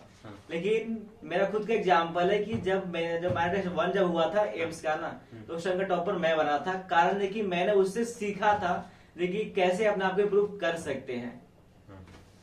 तो ये इसलिए पॉजिटिव वे में हम ले सकते हैं। ये चीज है कि पीयर प्रेशर पहली चीज है कि आप अपने दिमाग में ले रहे हो। पहली चीज तो आप ये समझो कि आप अपने दिमाग में ले रहे हो ना कि कौन कैसा है, अगर ये मुझसे अच्छा है तो क्यों अच्छा है, चाहे कैसा अच्छा है, ये आपके दिमाग के ऊपर है। तो यहाँ चीज है कि आप यहाँ पे कंट्रोल कर सकते हो। कि वही चीज है कि आप पॉजिटिव में भी ले सकते हो कि अगर सपोज कि मान लीजिए कि जैसे देवरथ हमसे बॉडी वगैरह में बहुत बेहतर है, हम भी मानते हैं ये चीज, लेकिन अब वो चीज है कि जब ये भी जिम जाता है तो ये हमको मोटिवेट करता है कि भाई तू भी चल ले, शायद तुम्हारा भी कुछ हो जाए। ठीक, तो वो चीज है ना कि एक तरह का वो है कि आप उसको पॉजिटिव में ले सकते हो कि जैसे अगर कोई सामने वाला अच्छा है, आप उससे बात करो, हाँ भाई देखो कि क्या चीजें हैं जो कि मेरे अंदर कमी है, वो चीज उसको बेहतर करने के लिए। तो ये एक चीज और कहेंगे कि जैसे तुम आज टेस्ट देके आए, उस पेपर में देखो 180 क्वेश्चन ही होगा, अब तुम 30-40 निगेटिव करके आए हो, 150 के आसपास सही किए, 30-40 निगेटिव किए, 600 में से 30 नंबर कम हो गया, आ गया तुम्हारा 570। जब तुम उसको एनालिसिस करोगे तुमको पता चलेगा कि 170 से 175 क्वेश्चन तुमको आता था, 2-4-5 क्वेश्चन ही तुमको नहीं आता था। तो अगर तुम 170 सही करके आते तो जो टॉपर का 680 नंबर है वो तुम्हारा भी होता। हाँ। तो तुम बस ये देखो कि पेपर में क्या था और हमको कितना आता था, बस तुमको क्या करना था, उसको सही करना था, तो तुम भी टॉपर हो। तो तुम ये मत सोचो कि अभी तो हम 570 पे हैं तो हमको 680 तक पहुंचने में तो हमको 1 साल लग जाएगा, 2 साल लग जाएगा। तुमको बस एक टेस्ट भी लग सकता है 570 से 680 तक जाने में, अगर तुम सिली मिस्टेक ना करो तो। जैसा कि मेरे साथ होता था, एक बार क्या हुआ कि हम टेस्ट दे के आए तो जो टॉपर था वो मेरे बगल में ही बैठता था। ठीक है, तो वो हमसे एक क्वेश्चन पूछा फिजिक्स का, तो क्वेश्चन अब संजोग से हम बनाए थे और वो नहीं बनाया था। तो हमको लगा साला ये हमसे क्यों पूछ रहा है, ये तो खुद टॉपर है। तो वो क्वेश्चन उससे नहीं बना था और हमसे बना था, और बाकी सब क्वेश्चन भी हमको आता था, बस हम सिली मिस्टेक किए थे। और हम देखे कि 45 क्वेश्चन फिजिक्स में से हमको 45 आता था, हम बस 5 सिली मिस्टेक किए थे, उसको 44 आता था, लेकिन वो 40 से ज्यादा सही करके आया था। उसको एक नहीं आता था जो हमको आता था। तो तुम देखो कि क्वेश्चन क्या है और उसमें से तुम कहाँ हो। तुम ये मत देखो कि कौन कितना ला रहा है, तुम कितना ला सकते हो ये देखो और उतना लाने का कोशिश करो। मतलब हम ये सोचते थे कि अगर 170 क्वेश्चन हमको आता है तो अगले टेस्ट में हमारा कोशिश ये होना चाहिए कि जितना आता है 170 उतना सही होना चाहिए, बस 680 आना चाहिए। और नहीं आ रहा है तो उसके लिए फिर अगले टेस्ट में मेहनत करो कि जितना आता है उतना सही होना चाहिए। अगर वो कर लोगे तो ऐसे तुम्हारा सिलेक्शन हो जाएगा यार, तुमको किसी को देखने की जरूरत नहीं है। ये देखो, ये एक बहुत बड़ी बात है जो कि अब इसको मैं रिपीट नहीं करूंगा, लेकिन बहुत बड़ी चीज है कि ये वाला कि कंपैरिजन कैसे करना है, और ये जो मार्क्स वाला जो मैटर होता है जो कि हम लोग कहीं पे खुल के बात नहीं करते। देखो ये होता है, अगर कोई टॉपर अगर मेरे बगल में बैठ के अगर मेरे साथ पढ़ेगा तो वो वहां पे डर लगता है थोड़ा सा, लेकिन वही कि कॉन्फिडेंस वाला कि कोई जेनेटिक नहीं है कि किसी के जीन में आया है कि वो हमेशा पढ़ता है, नहीं, वो हमसे ज्यादा पढ़ता है, वो ज्यादा रिवाइज करता है, तो इसलिए उसका आया है। तो ये सब चीजें जो हमको लगता है। अब एक जो मेरे पास जो पर्सनली जो बहुत ज्यादा क्वेश्चन आता है कि थोड़ा सा तैयारी से रिलेटेड, ऐसे कि क्वेश्चन ये रहता है, भैया हम 11th खराब कर लिए हैं, चाहे खराब हो गया है, चाहे बहुत देर से तैयारी शुरू किए थे, चाहे घटिया हो गया है, कोचिंग वाला नहीं पढ़ाया, कोचिंग वाला ही नहीं पढ़ाया। मैं सबसे ज्यादा यही केस होता है। अगर तुम एलन या आकाश नहीं गए हो तो बाकी तुम किसी कोचिंग में पढ़ लो इंडिया के, वो 11th नहीं पढ़ाता है। ये मेडिकल में खास करके ये मतलब 11th नहीं पढ़ाता है। मतलब उतना ढंग से, मतलब देखो एक चीज हो सकता है कि यहीं पे वो डिफरेंस आता है कि कई बार क्या होता है कि हमारा जो स्टेप, मतलब यही जो होता है ना कि मतलब हम ये नहीं कह रहे कि एलन आकाश वो चीज, बट होता है लोकल लेवल पे। हमने बहुत सारे बच्चे ऐसे देखे हैं जो जहां पढ़ाता है वहां क्या करता है कि 1 महीना तक यूनिट एंड डायमेंशन चल रहा है, 3 महीना तक काइनेमेटिक्स चल रहा है, और 11th का टाइम खत्म हो गया और मैकेनिक्स भी खत्म नहीं हुआ, तो तुम वेब में कब घुसोगे? हाँ, तो ये एक है। अब तो यहीं पे बहुत सारा आता है कि भैया हमारा 11th घटिया है, 12th स्टार्ट हो गया है, अब क्या करें यहाँ से, अगले साल हमको नीट देना है और नीट निकालना है, तो ये यहाँ से क्या करना चाहिए? क्या लगता है राजशेखर? ये सवाल आपसे शुरू करते हैं, मतलब कि क्या हो सकता है, क्या चीज हम कर सकते हैं, उसको क्या सजेस्ट कर सकते हैं? क्योंकि ऐसा नहीं है कि नीट कोई बहुत बड़ी चीज है जो अगला वो 1 साल में 2 साल का सिलेबस नहीं कर सकता है। पहली चीज तो यही क्लियर कर लेते हैं। हाँ ठीक है, तो इस पर मेरा ही एग्जाम्पल लेते हैं। ठीक है, तो मेरा जब था कि एक समय था कि जब मेरा फाउंडेशन उतना क्लियर नहीं था, मतलब बहुत पहले को कुछ तबियत खराब हो जाने के कारण हुआ था, जिसके कारण मेरा मतलब 8-9 कुछ पढ़ा नहीं हुआ था, और हमको 10th का एग्जामिनेशन था। ठीक है, और वो भी ऊपर से फैमिली भी बोल रहा था क्योंकि तुम्हें 90% से ऊपर लाना है, ये लाना है, वो लाना है, होता है। ठीक है, बोर्ड में 90% से नीचे तो हमें चाहिए नहीं, और तुम्हारा फाउंडेशन है 0। उस कंडीशन में क्या करना है कि पहले पहचानो कि तुम कितना अभी जानते हो। मतलब ऐसा तो थोड़ी ना होगा कि 11th के बाद में 0 जानते हो। ठीक है, 0 नहीं जानते होगे। और तुम्हें ये भी देखना होगा कि 12 करने के लिए, क्योंकि और 12 करने के लिए तुम्हें अभी कितना का जरूरत है। और तुम, क्योंकि ज्यादातर क्या होता है कि 12 का जो सिलेबस होता है वो इजियर होता है विद रिस्पेक्ट टू 11। ठीक है, तो 12 का सिलेबस को आप कुछ टाइम में, मतलब 6 महीने तक में कंप्लीट कर सकते हो। ठीक है, लेकिन उसके लिए कुछ बेस जरूरत होता है क्लास 11th का। तो सबसे पहले क्या करो कि अगर आप 11th एकदम आपका बर्बाद है, तो 11th में जितना जरूरत है 12 को समझने के लिए, ठीक है, उसको पहले उस चैप्टर्स को कंप्लीट करो। तो वो चैप्टर्स क्या होंगे? तो सिंपल यूनिट एंड डायमेंशंस हो गए, वेक्टर्स हो गए, ये सब जो चैप्टर्स होते हैं, जो बेसिक चैप्टर्स होते हैं, उसको कंप्लीट करो। उसी तरीके से हर एक मतलब फिजिक्स में जैसा मैंने बताया, केमिस्ट्री में भी ऐसा होता है, बायोलॉजी में भी होता है। ऑर्गेनिक तो हो ही नहीं पाएगा। अगर नोमेनक्लेचर और आइसोमरिज्म नहीं आता है तो तुम पढ़ ही नहीं पाओगे ऑर्गेनिक। अगर तुमको पीरियोडिक टेबल और केमिकल बॉन्डिंग नहीं आता है तो इनऑर्गेनिक खत्म। तो पढ़ना पड़ेगा। तो उसको 11th का वो कुछ खास चैप्टर्स हैं जो कि तुम 1 महीने में या 1.5 महीने में कर सकते हो। हम ये नहीं बोल रहे कि सब चीज करो, थर्मोडायनेमिक्स लेके बैठो जिसका कोई एप्लीकेशन नहीं है खास 12 में, उसको नहीं। तो जो चैप्टर्स अभी जनरल जो कि 12 को समझने के लिए इंपॉर्टेंट है, वो आराम से 1 से 1.5 महीने में तुम कर सकते हो। उसके बाद 12 को स्टार्ट करो और फिर देखो उसी जैसा फील होगा जैसे तुमको फील ही नहीं होगा कि तुम 11th नहीं पढ़े हो। और फिर उसके बाद जब तुम्हारे पास 6 महीने में होगा तो एक कॉन्फिडेंस आएगा कि अब मेरा 12 तो कंप्लीट हो गया, अब हम 11 का जो मेरा रेस्ट चैप्टर जो छूटा हुआ है उसको कंप्लीट करो। ऐसे ही हम लोग टारगेट बैच में भी करवाया जाता है। ठीक है, पहले फाउंडेशन रखा जाता है, उसके बाद 12 कंप्लीट किया जाता है। यही होता है, ये चीज है। तो ये बहुत बड़ी चीज थी कि कैसे हमको चैप्टर वाइज कैसे करना है, क्योंकि ये बहुत कम होता है। क्योंकि देखो अच्छा यहीं पे जैसे हमने फिजिक्स का तो बात कर लिया कि कुछ चैप्टर्स चाहिए होगा, केमिस्ट्री का बताया। इसमें हम एक बात बोलना चाहते हैं कि अगर बेटा तुम 11th नहीं पढ़े हो तो अब तुम्हारा कोई ऑप्शन नहीं है, पढ़ना ही पड़ेगा। और जैसा कि इसने कहा कि कुछ सिलेक्टेड टॉपिक पढ़ लेंगे, कुछ भी कर लेंगे, तुमको पूरा पढ़ना पड़ेगा। हम बताते हैं क्यों। क्योंकि अब तुम्हारा सिलेक्शन 500 नंबर पे नहीं हो रहा है कि तुम 320 नंबर बायो में ले आओगे और 160 नंबर केमिस्ट्री में ले आओगे और 100 से 120 नंबर भी अगर तुम फिजिक्स में ले आए तो काम चल गया। अब तुम्हारा 140 मिनिमम चाहिए फिजिक्स में। और अगर तुमको 140 चाहिए तो तुमको 11th का फिजिक्स पढ़ना पड़ेगा। और 11th का फिजिक्स पढ़ने का मतलब होता है कि पूरा ही पढ़ना पड़ेगा, क्योंकि 50% से ज्यादा तो मैकेनिक्स है और उस मैकेनिक्स पे ही सारा इलेक्ट्रोस्टेट्स और सारा इलेक्ट्रोमैग्नेटिज्म है। तो पढ़ना ही पड़ेगा। अगर फिजिक्स की बात है तो फिजिक्स भी पढ़ना पड़ेगा। तुम थर्मोडायनेमिक्स एस्केप कर सकते हो, अगर स्किप करोगे, अगर तुम्हारी किस्मत खराब हुई, पता चला 3-4 क्वेश्चन आ गया, तो फिर तुम थर्मोडायनेमिक्स नहीं हटा सकते, तुम वेव नहीं हटा सकते। वेव हटाओगे तो फिर तुमको इलेक्ट्रोमैग्नेटिक वेव में दिक्कत आएगी वहां 12th में, तो यहां से वेव नहीं हटा सकते तुम। तो यहाँ वहां पे वेव थ्योरी में भी दिक्कत आएगी 12th में, तो तुम वेव भी नहीं हटा सकते। तो मतलब तुमको फिजिक्स तो पूरा ही पढ़ना पड़ेगा। और अगर तुमको फिजिक्स नहीं आता है तो वैसे तुम्हारा सिलेक्शन नहीं हो रहा। तुम्हारा सिलेक्शन नहीं हो रहा है ये लिख के देते हैं अगर तुमको फिजिक्स नहीं आता है। क्यों? क्योंकि तुमको अब 650 चाहिए, तुमको अब 620 प्लस चाहिए। और 600 ही प्लस जाने के लिए फिजिक्स लगता है। हाँ, ये एक बहुत ये एक फैक्ट है कि 600 प्लस जाने के लिए फिजिक्स लगता है। अच्छा हाँ, तो यहाँ पे जैसे जो तुम 360 और 180 भी कर लोगे तो कितना पहुंचे फिजिक्स 540, बायोकेमिस्ट्री में? 540। 540 अब तुमको फिजिक्स कम से कम कितना चाहिए? 100 नंबर। और ये भी कम है से कम कितना चाहिए? 360 और 180 वो भी है।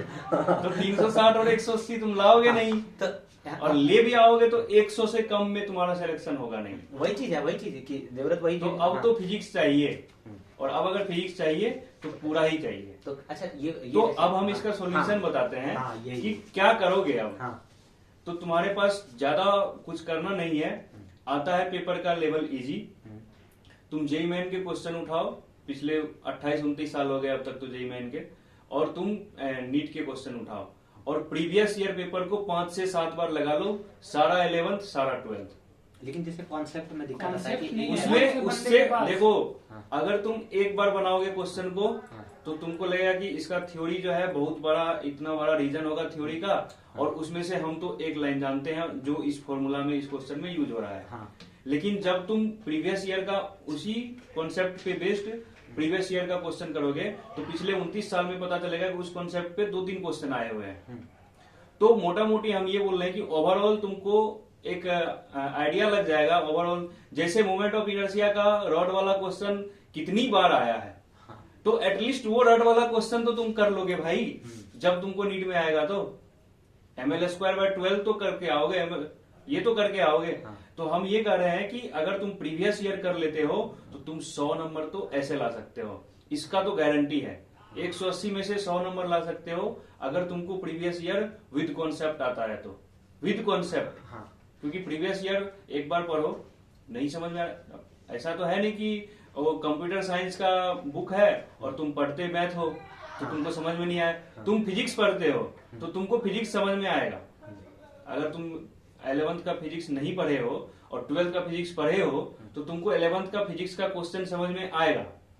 वो फॉरेन लैंग्वेज नहीं है, वो तुम्हारा ही लैंग्वेज है। जो लैंग्वेज तुम फिजिक्स में 12th पढ़े हो वही लैंग्वेज है।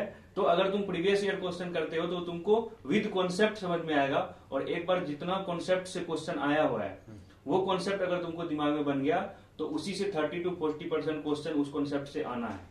तो हम ये बोल रहे हैं कि 100 प्लस तुम ऐसे ले आओगे। अच्छा नहीं, जैसे एक जो मेरा जो जैसे कि सपोज मान लो कि हम अपना केस मतलब वो कर लेते हैं कि एक केस ले लेते हैं कि जैसे मान लो कि कोई बच्चा है 11th, उसका कॉन्सेप्ट क्योंकि फिजिक्स में वही सही होता है कि डल है बहुत ज्यादा concept। बिल्कुल डल है। अब वो चीज है कि अब वो 12th उसका चल रहा है, 12th का भी फिजिक्स चल रहा है, 12th तो का physics 11th चल का रहा है। अब कैसे करे वो, क्योंकि वो उसको कैसे कॉन्सेप्ट करे? भी करना है। प्रीवियस से तो चलो ठीक है, आइडिया लग गया हमको कि क्या क्या आ सकता है या कौन कितनी कौन कितना प्रायोरिटी हम डिसाइड कर लेंगे, लेकिन वो कॉन्सेप्ट के साथ साथ उसका क्वेश्चन कैसे कर सकते हैं। 12th का कोर्स एक उतना टाइम ही नहीं है ना हमारे पास कि हम पूरा 11th का सिलेबस पढ़ें। हाँ तो फिर तो वही वही- बड़ा वही- शक्ल वाली बात। उतना तो टाइम ही नहीं है हाँ, ना। हाँ। तो उसका शॉर्टकट तो एक ही तरीका बचता है, हैंडबुक पढ़ो, फॉर्मूला बुक पढ़ो, और जो समरी होता है समरी पढ़ो, और फिर क्वेश्चन करो। इससे ज्यादा तुम्हारे पास टाइम ही नहीं है। हाँ। क्योंकि 11th का physics is double of 12th का फिजिक्स। हाँ ऐसे बोल सकते हो तुम। हाँ। क्योंकि और मैकेनिक्स तो साल भर प्रैक्टिस करके आदमी सीखता है।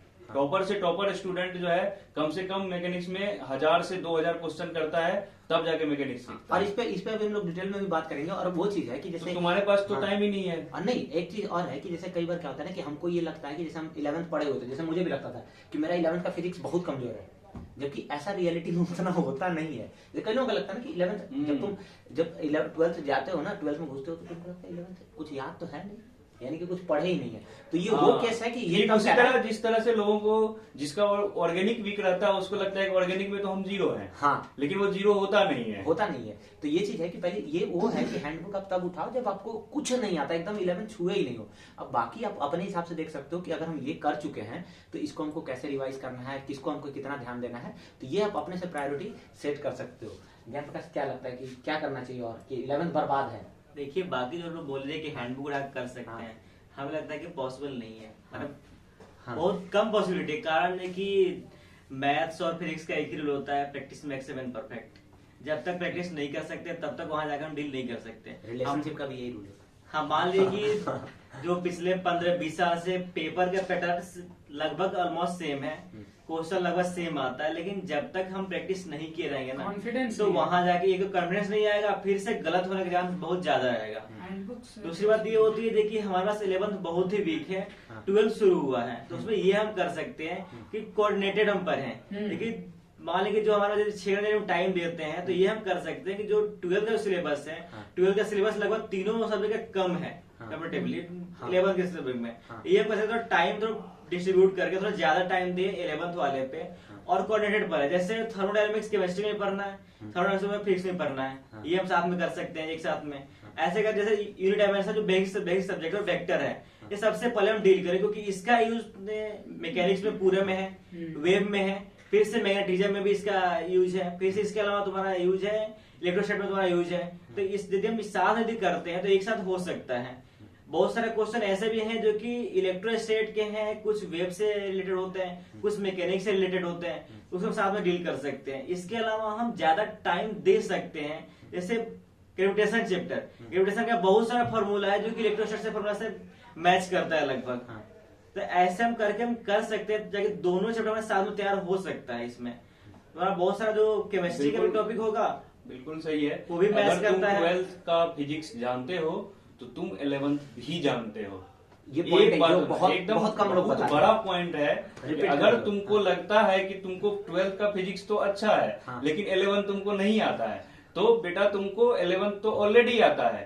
क्योंकि अगर तुम ऑप्टिक्स भी पढ़ रहे हो, तो भले ही रे ऑप्टिक्स पढ़ रहे हो या वेव ऑप्टिक्स पढ़ रहे हो, वेलोसिटी तो मांगेगा वहां, और वेलोसिटी मांग रहा, अगर तुम वहां पे velocity of mirror 2 into VI minus VO कर देते हो, तो अगर वहां पे तुम वेक्टर लगा दे रहे हो, तो यहाँ पे भी इसका मतलब तुमको वेक्टर आता है।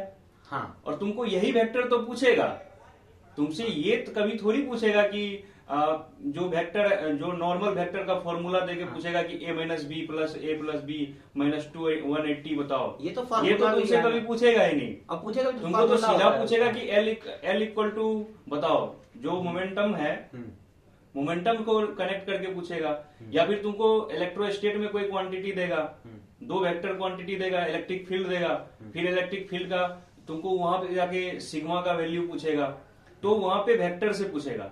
तो अगर तुमको 12th का वेक्टर आता है, 12th में जहां जहां यूज है वेक्टर का, अगर तुम वो बना देते हो तो तुमको 11th का वेक्टर आता है। सिंपल है, ऐसा नहीं है कि तुमको 11th नहीं पढ़े थे तुम और तुमको 12th सब फिजिक्स आता है, ऐसा नहीं हो। और यहाँ पे अब हम थोड़ा सब्जेक्ट वाइज जाना चाहेंगे।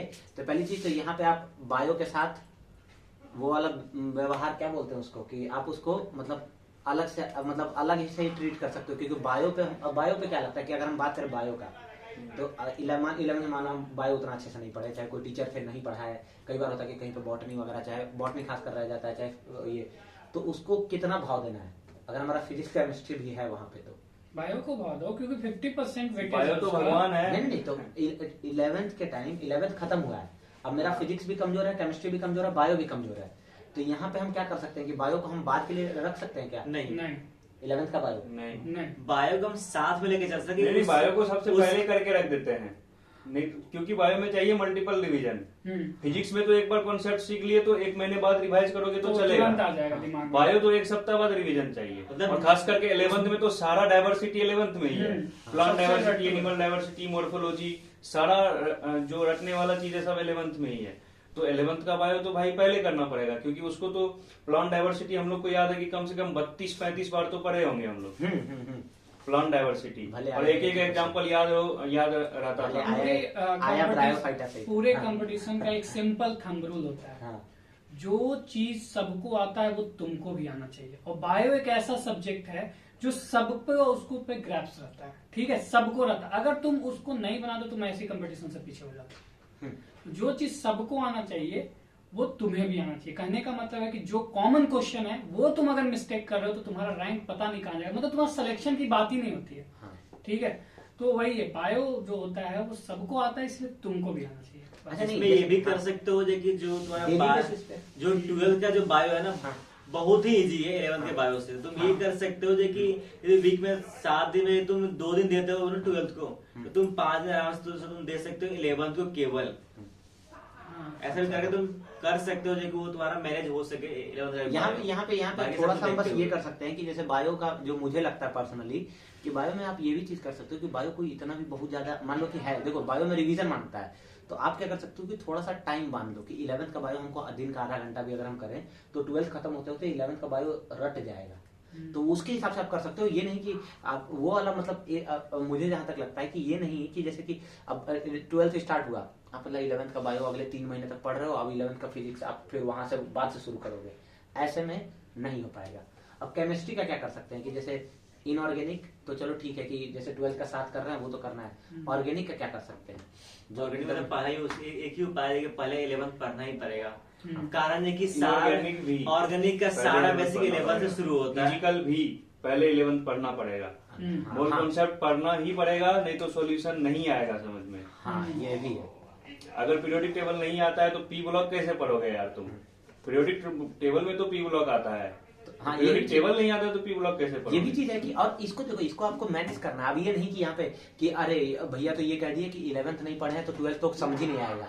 इसका कहने का सिर्फ यही मतलब है कि जब आप 12th करोगे तो उस टाइम पे आपका बेस नॉलेज होना चाहिए। तो वो आप ऐसे भी कर सकते हो कि जैसे अगर पीरियोडिक टेबल अगस्त में पढ़ाया जाने वाला है तो जो आपको उस दिन का जो 1 हफ्ता चाहे 2 हफ्ता टाइम मिला, आप उस टाइम पे वो चीज पढ़ के जा सकते हो। तो ये चीज नहीं है कि आप एकदम आशा ही छोड़ देना कि नहीं यार हमारा तो 11th ही कमजोर है, भैया बोले कि 12th तो हो ही नहीं पाएगा तुमसे, हम करेंगे भी नहीं। तो ये चीज ये यहाँ पे गलत हो जाएगा। क्या कहते हो आप? 11th को साथ में लेके हाँ बेसिक कंसेप्ट। केमिस्ट्री में ऑप्शन नहीं है, फिजिक्स में ऑप्शन है। फिजिक्स में ऑप्शन ये है कि अगर तुमको कोई टीचर इलेक्ट्रोस्टैटिक पढ़ा रहा है तो चार्ज को वेलोसिटी से फेंकेगा वो, तो वो तुमको बताएगा कि हाँ भैया यहाँ वेलोसिटी का ये फॉर्मूला लगेगा, यूनिफॉर्म इलेक्ट्रिक फील्ड है तो U+80 लगेगा, नहीं है तो इंटीग्रेशन करेंगे, डिफरेंशिएशन करेंगे, जो भी करेंगे वो तुमको पढ़ा देगा। लेकिन केमिस्ट्री में तुम्हारे पास ऑप्शन नहीं है कि केमिस्ट्री में 12th का चीज पढ़ा रहा है, अगर तुमको अल्डिहाइड कीटोन पढ़ा रहा है तो वहां पे बैठ के तुमको सिखा रहा है कि एडिशन रिएक्शन क्या होता है, वहां पे तुमको नहीं सिखाएगा। वो सीधा बताएगा कि अल्डिहाइड कीटोन है तो यहाँ पे इसको शिफ्ट करो ऑक्सीजन की तरफ, माइनस आएगा, इधर प्लस आएगा, मारो इलेक्ट्रोफाइल उठा के। तो ऐसा वहां पे तुमको नहीं सिखाएगा बेसिक। लेकिन और इनफैक्ट हमारे यहाँ तो ऑर्गेनिक ऐसे पढ़ाते थे कि कल जो पढ़ाया था उसको उसका अगर यूज आज आ गया तो वो तो बताएगा ही नहीं, वो सीधे आगे बढ़ जाएगा कि वो तो कल पढ़ा चुके हैं तुमको, रेफर टू फलाना लेक्चर। हाँ तो भाई ऑर्गेनिक में तो थोड़ा सा भी नहीं डिस्कस करते पीछे का चीज कि थोड़ा रिवाइज हो जाए, बिल्कुल नहीं करते। इनऑर्गेनिक वाले भी नहीं करते कि एस ब्लॉक का प्रॉपर्टी तुमको वहां पढ़ाए थे तो एस ब्लॉक का तो प्रॉपर्टी तुम जानते ही हो, इलेक्ट्रोपॉजिटिव मेटल होता है, तो अब तुमको यहाँ पे क्या बताएंगे हम? अच्छा नहीं बताएंगे। ये तो हमने बात कर ली कि सब्जेक्ट के लेवल पे, सब्जेक्ट के लेवल पे मुझे लगता है कि इससे ज्यादा डिटेल डिस्कशन और किसी को नहीं चाहिए होगा। अब आते हैं मेंटल लेवल पे कि एक जो होता है कि हमारा 11th कमजोर है, हमारा तो 12th नहीं होगा। कई लोग सोच लेते हैं 12th में ही, हम बहुत सारे बच्चों से मिले हैं कि ड्रॉप ले लेंगे 1 साल, उस टाइम पे 11th पढ़ेंगे, अभी हम 12th अच्छे से पढ़ ले रहे हैं और ड्रॉप लेके 11th पढ़ लेंगे। एक तो ये होता है मेंटेलिटी, ये मेंटेलिटी तो होता है। हाँ, और एक ये आता है, और दूसरा ये होता है कि तुम खुद को ही ऐसा मतलब वो डाउनग्रेड कर लो कि मेरा 11th कमजोर है, मेरा तबीयत खराब था इसलिए मेरा नहीं निकल पाएगा। तो ये सब जो बहाना होता है, इससे हम मेंटल लेवल पे कैसे गेम खेल सकते हैं कि मेंटल लेवल पे खुद को कैसे स्ट्रेंथ कर सकते हैं कि 11th हम थोड़ा सा वीक है बट हम 12th में ये चीज कर सकते हैं, क्योंकि इतना भी ज्यादा वो नहीं होता। ठीक, इतना भी ज्यादा वो नहीं होता कि जैसे अगर 11th अगर आपका वीक है, मान लो कि कोई चीज है, तो ऐसा नहीं होता कि यार 3 सब्जेक्ट है बस, तुम आओगे मेडिकल कॉलेज में 3 सब्जेक्ट अगर एग्जाम रहेगा 10 दिन पहले शुरू करोगे और बढ़िया मार्क्स से पास हो जाओगे। तो वो नहीं करें कि 3-4 महीने भी अगर अच्छे से पढ़ोगे, तो कई लोग इसीलिए निकाल ले जाते हैं कि वो अगर उतना आप करोगे ना, क्योंकि आप जो 11th में कर चुके हो, अब आप सोचोगे कि 11th वाली गलती बस दोहराना नहीं आपको, टाइम मैनेजमेंट करना पड़ेगा और वो हो जाएगा। तुमको गिव अप तो बिल्कुल नहीं करना है कि इस साल तो अब 11th नहीं हो पाएगा तो इस साल 12th ही कर लेते हैं, तो बेटा तुम्हारा 12th भी नहीं हो पाएगा। ये गारंटी है तुम्हारा। तुम सोचोगे कि हमारा 11th नहीं हो पाया, हम 12th कर लेते हैं, तुम्हारा 12th भी नहीं हो पाएगा, 11th तो नहीं हो पाया।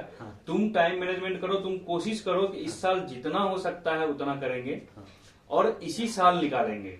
अगर तुम ये माइंड सेट से चलते हो, तुम्हारा मैक्सिमम 11th भी तैयार हो जाएगा, तुम्हारा मैक्सिमम 12th भी तैयार हो जाएगा, और अगर कोई कसर रह गया तो अगले साल बहुत अच्छे मार्क्स से निकाल लोगे। लेकिन अगर तुम ये माइंड सेट से चलते हो कि 11th तो अगले साल पढ़ेंगे, तो अगले साल भी तुम्हारा यही वाला स्थिति रहेगा जो इस साल है। तो इसलिए सोच लो कि क्या करना है तुमको। क्या कह सकते हो, मेंटल लेवल पे कैसे गेम खेल हाँ, सकते हो, तो वही वाली सिंपल है। बात है। देखो जितना तुम अपने आप को हाँ। नीचे ले जाओगे मेरा उतना माइंड क्या सोचेगा। देखो माइंड कंफर्ट चाहता है, हर एक जो नेचुरल आदमी होता है ना, सब माइंड कंफर्ट चाहता है कि हाँ हाँ, अरे इसको हाँ कंटिन्यू करते हैं। हाँ सॉरी फॉर डिस्टर्बिंग, हाँ कंटिन्यू करते हैं। हाँ बताओ बताओ। वो सामने बोतल है, अच्छा वाह, हाँ काट लिया इसको। हाँ चलो हाँ, बताओ। वो तो इसे कट हो गया अभी तो। हाँ चलिए, वो होता है, लाइव है और फ्रेंडली डिस्कशन है यार, तो हाँ बताओ। देखो जैसा कि बोले कि माइंड चाहता है कंफर्ट। तुम अगर इस साल सोचे हो कि चलो 11 खराब है, 12 इस बार बढ़िया से पढ़ लेते हैं, और फिर अगले साल 11 बढ़िया से पढ़ लेंगे, तब तक तुम 12 भूल जाओगे, ठीक है? हाँ ठीक है। और फिर ऐसे ऐसे करते फिर तुम्हारा वो विशियस साइकिल चलते रहेगा। हाँ। क्योंकि माइंड क्या चाहता है, माइंड कंफर्ट चाहता है। जितना तुम कंफर्ट में रखोगे उतना ज्यादा वो कंफर्ट चाहेगा, ठीक है? तो इस कंफर्ट जोन से बाहर निकलो, इंटीग्रेट करो टाइम को कि 12 हमको 11th भी स्टार्ट ही करना है, 12th भी स्टार्ट करना है, ठीक है? अगर और फिर देखो रिजल्ट क्या होता है, फिर रिजल्ट के अनुसार फिर डिसाइड करना। पहले ही से अगर सोचोगे कि मेरा नहीं होगा इस बार, मेरा 11th मजबूत, तो तुम्हारा कभी नहीं होगा, फिर भूल जाओ कंपटीशन के बारे में फिर, ठीक है? तो माइंड से मजबूत बनो फिर। ज्ञान प्रकाश कोई एक चीज। बस वही कंफर्ट जोन से बाहर निकलो और साथ में इंटीग्रेट करके पढ़ लो। बस और ये साथ सोच के में मत चलो कि तुम्हारा 11th वीक है। कई बार दिमाग में भी हम बिठा लेते हैं कि 11th तो कुछ याद ही नहीं है मुझे, ये चलता रहेगा ये सब चीजें, लेकिन बस कंटिन्यू करते रहो, 12th में हो जाएगा। मैं कह रहा हूँ हो जाएगा, क्योंकि नीट इतना भी बड़ा चीज नहीं है, क्योंकि हम उस वक्त बहुत छोटे होते हैं, तो इसलिए हमें बड़ा दिखता है। हमें बड़ा दिखता है। अभी आओगे जब MBBS करोगे तो 19 सब्जेक्ट देना होगा नीट पीजी में, तो वो अभी तो हम लोग करना को अभी तो कोई फिक्र नहीं है। है। अब ये अब एक चीज और आता है कि एक अब जो अगला क्वेश्चन है कि किताब का प्रेफरेंस, कि वो जो एक तो सिंपल सा वो वाला कोड तो है ही कि एक किताब को 100 बार करो इंस्टेड कि 100 किताब को एक बार करो, ये तो चलो ठीक है। लेकिन कहते हम लोग सब हैं, लेकिन पढ़ता हर कोई है, सबको डर लगता है, वो फोमो होता है, जिसके बारे में हम लोग बात करेंगे, फियर ऑफ मिसिंग आउट। तो ये चीज है कि इसको कैसे इसको कैसे कंट्रोल किया जाए, और कैसे मतलब बुक का क्या प्रेफरेंस, कैसे क्या करें। कि बहुत लोग होते हैं ना, जैसे हमारा देखे थे एक दिन हम लोग गए लाइब्रेरी में, देख रहे हैं एलिमेंट्री पढ़ रहा बायोलॉजी का, वो भी डाइवर्सिटी। हमको भाई, और जबकि डाइवर्सिटी से आया क्या था, घंटा एक क्वेश्चन आया था बस, वो भी एनसीईआरटी से बाहर वो भी नहीं एनसीईआरटी से एक बाहर नहीं है। हम- एनिमल डाइवर्सिटी अगर आप पढ़ रहे हैं एनसीईआरटी से बाहर, हाँ। तो आप अपना टाइम वेस्ट कर रहे टाइम हैं। वेस्ट। वही चीज है कि जो इतना सारा बुक करते हैं, आप उसका डाउन क्या कर कर जा सकते रहे हैं, हैं। कि बहुत सारे बच्चे करते हैं। एक रूल है, देखो हाँ। एक चीज तो पक्का है अभी के इसमें कि साफ साफ लिखा हुआ है कि एनसीईआरटी इज मोस्ट इम्पोर्टेंट, ठीक है? 90% क्वेश्चन आपका जब एनसीईआरटी 95% अगर क्वेश्चन एनसीईआरटी से आ रहा है, तो 5% क्वेश्चन के लिए क्यों भागे हम इतना?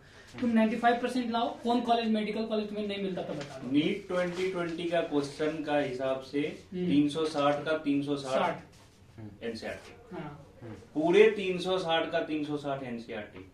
तो अब तुमको क्या चाहिए? 370 लाना चाहते हो तो दूसरा बुक पढ़ लो यार। जो कि आएगा नहीं। हाँ। तो फिर समस्या ये है हाँ। कि तुमको कितना भी कोई, कहते हैं ना, गू खा के ही मानेगा, कितना ही तुमको कोई समझा दे, लेकिन तुम मानोगे हाँ, नहीं। हाँ वही। अरे एक चीज और, ये होता क्यों, ये मैं बता रहा हूँ कि इसका कि एक वो तो एचसी वर्मा कर रहा है तो हम भी करेंगे। अरे ये किताब वाला कई लोग ऐसे रख लेते हैं ऐसे- किताब पे, ताकि हाँ। रख ले, रैक सजा रहेगा। हम हाँ। तुमको और बताते उसको लेके- हैं हाँ, हाँ। कि हम एचसी वर्मा खरीदे थे, जैसा खरीदे थे पूरे साल वैसा रहा, हम अगले कुछ साल नहीं भी किया वैसा ही है। रहा। आते समय कोटा से उसको हम आधा दाम पे बेच के आए हैं। नीट के लिए ये एससी वर्मा कुछ इम्पोर्टेंट अगर आप एलएनई आकाश में हैं, तो उसका कुछ मॉडल नहीं करना है, उसका मटेरियल पढ़ना है, बस। जितना बार पढ़ सकते हो पढ़ो। उसके अलावा एक क्वेश्चन बाहर से नहीं देखना, एक क्वेश्चन बाहर से नहीं देखना है।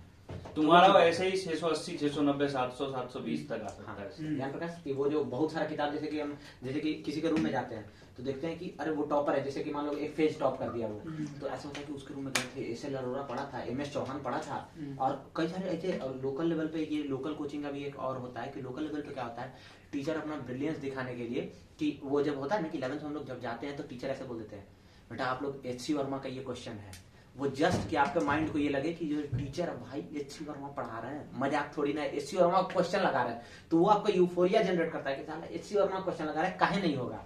और ये होता है कि एनसीईआरटी पढ़ रहे हैं तो उतना मजा नहीं आता है जितना कि वो लगे कि एलिमेंट्री खत्म कर चुके हैं, तो वो बस फालतू का कॉन्फिडेंस देता है तो ये मुझे लगता है, और क्या करना चाहिए, हम तो यदि- खुद ही भूल जाते हैं। चलिए हम अपना बताएं तो यदि बायोलॉजी के लिए तो एनसीईआरटी काफी है, ठीक है। इसके अलावा एलियन या आकाश में हो तो उसका जो एक्सरसाइज जो क्वेश्चन है या गोल्डन की पार्ट, इससे ज्यादा पढ़ना उतना फायदेमंद नहीं है, ठीक है। यदि केमिस्ट्री में देखिए, यदि ऑर्गेनिक और इनऑर्गेनिक केमिस्ट्री, तो ये एनसीईआरटी देख लो और टीचर का नोट्स और एक्सरसाइज कर लो, काफी है।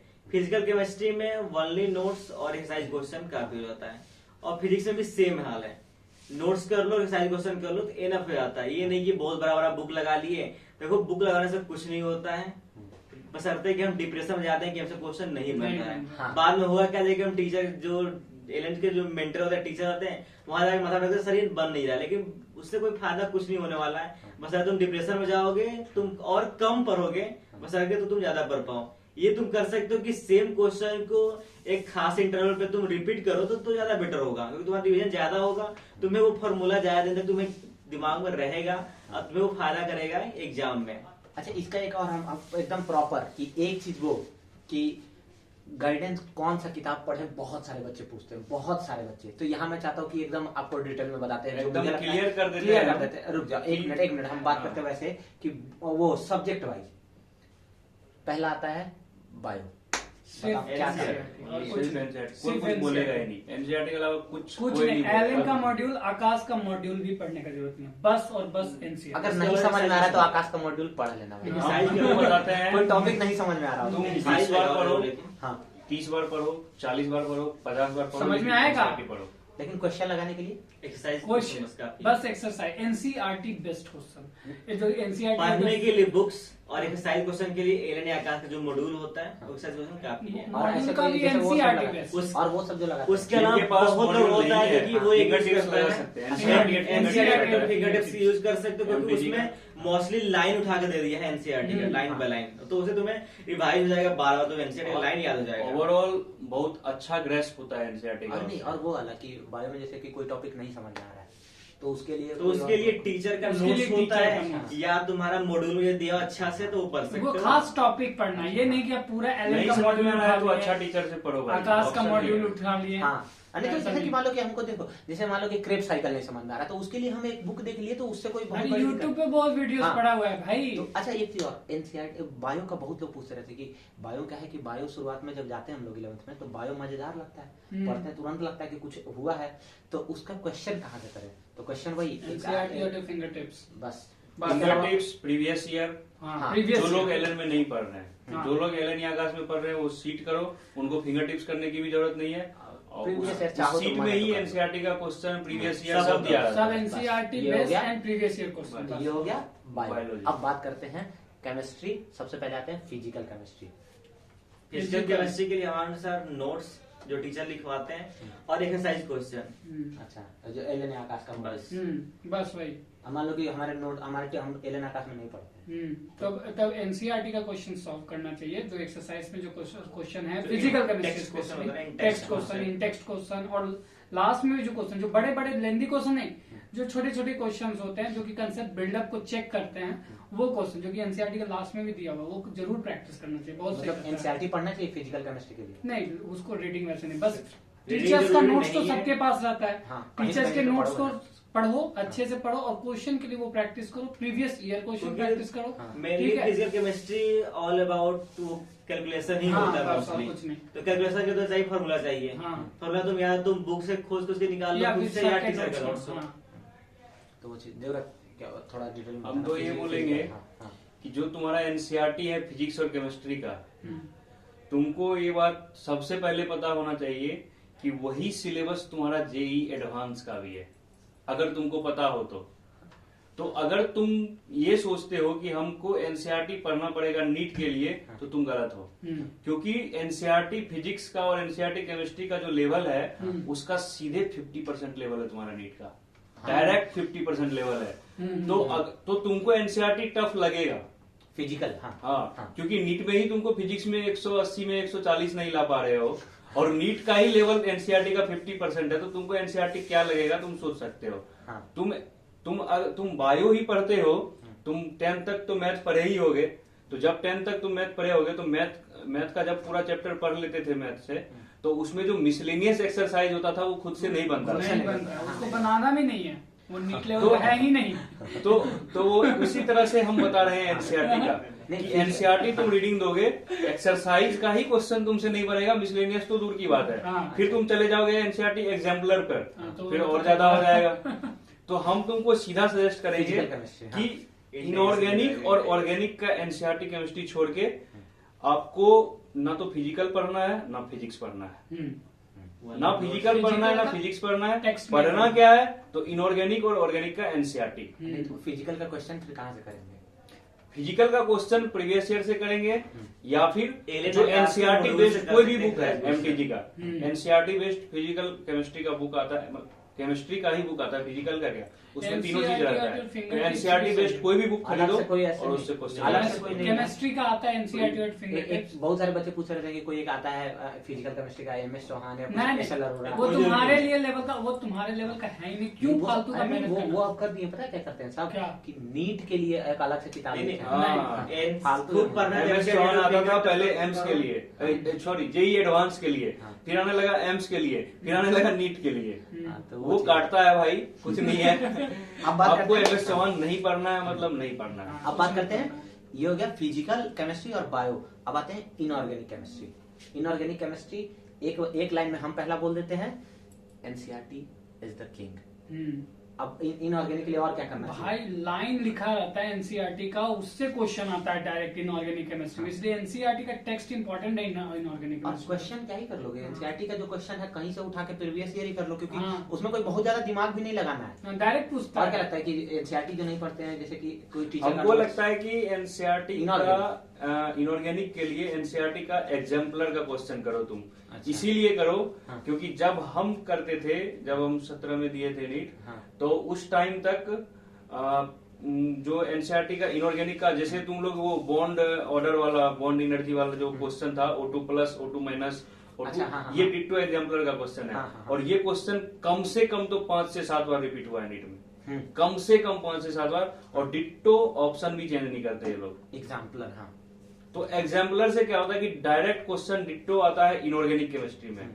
ये चीज हम देखे हैं, फिजिकल में नहीं देखे हैं, ऑर्गेनिक में नहीं देखे हैं, लेकिन इनऑर्गेनिक में देखे हैं और बहुत ज्यादा देखे हैं। तो जहां ज्यादा देख रहे हैं वहां तो कर लेते हैं, वहां करने में क्या दिक्कत है। बायो में भी उतना एग्जाम्पलर से क्वेश्चन नहीं पूछता, कहीं से नहीं पूछता, लेकिन इनऑर्गेनिक केमिस्ट्री में उनको पता नहीं कहां से एग्जाम्पलर हाथ लग गया। नहीं नहीं, आता है एग्जाम्पलर तो वो एग्जाम्पलर से क्वेश्चन डिट्टो पूछा जाता है, और खास करके periodic table, chemical bonding, coordination compound, यहाँ से क्वेश्चन सीधा उठा के दिया गया और हर साल ही आता है लगभग। 1 से 2 क्वेश्चन तुम एग्जाम्पलर उठा के देखो इनऑर्गेनिक क्वेश्चन केमिस्ट्री का क्वेश्चन से, हर साल ही एक अच्छा, से दो तो ये question। बताओ कि इनऑर्गेनिक डायरेक्ट क्वेश्चन एक तरह से समझो तो क्वेश्चन आउट कर रहे हैं। बहुत सारे बच्चे होते हैं जो कि ये बोलते हैं कि इनऑर्गेनिक केमिस्ट्री हम कि इनऑर्गेनिक केमिस्ट्री जो है कि उसका, जैसे कि एक तो हो गया कि एनसीईआरटी नहीं पढ़े मान लो, क्योंकि क्लास में हो सकता है टीचर भी पढ़ाए हो, चाहे हो सकता है एलन का मॉड्यूल पढ़ रहे हो।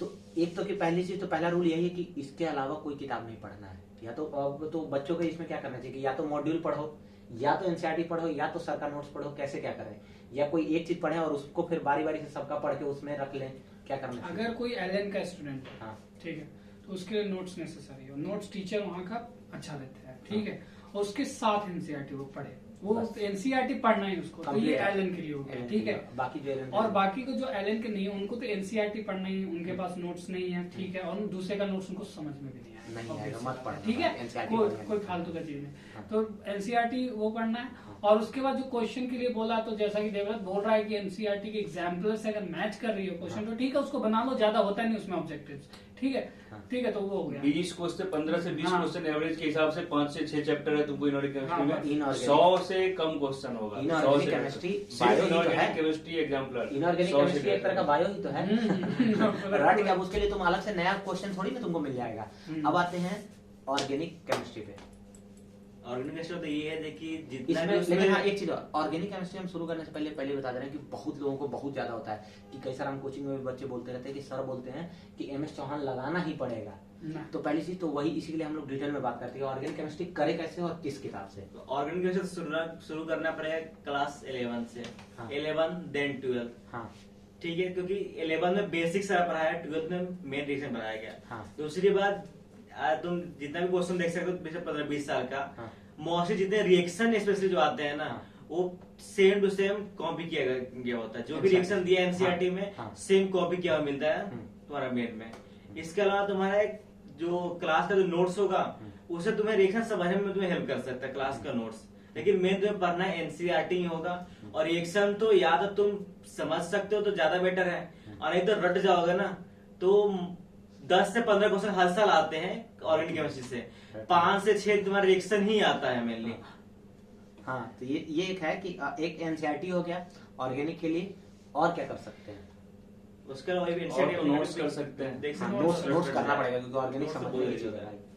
और बस नोट्स और एनसीईआरटी के अलावा कुछ करने की क्वेश्चन जरूरत कहाँ नहीं से है। करें? और 15 में से 13 से आईयूपीएससी तो 14 रट जाओ, हर साल 1 से 2 क्वेश्चन आईयूपीएससी हर साल आता नहीं, है। क्वेश्चन कहाँ से करें?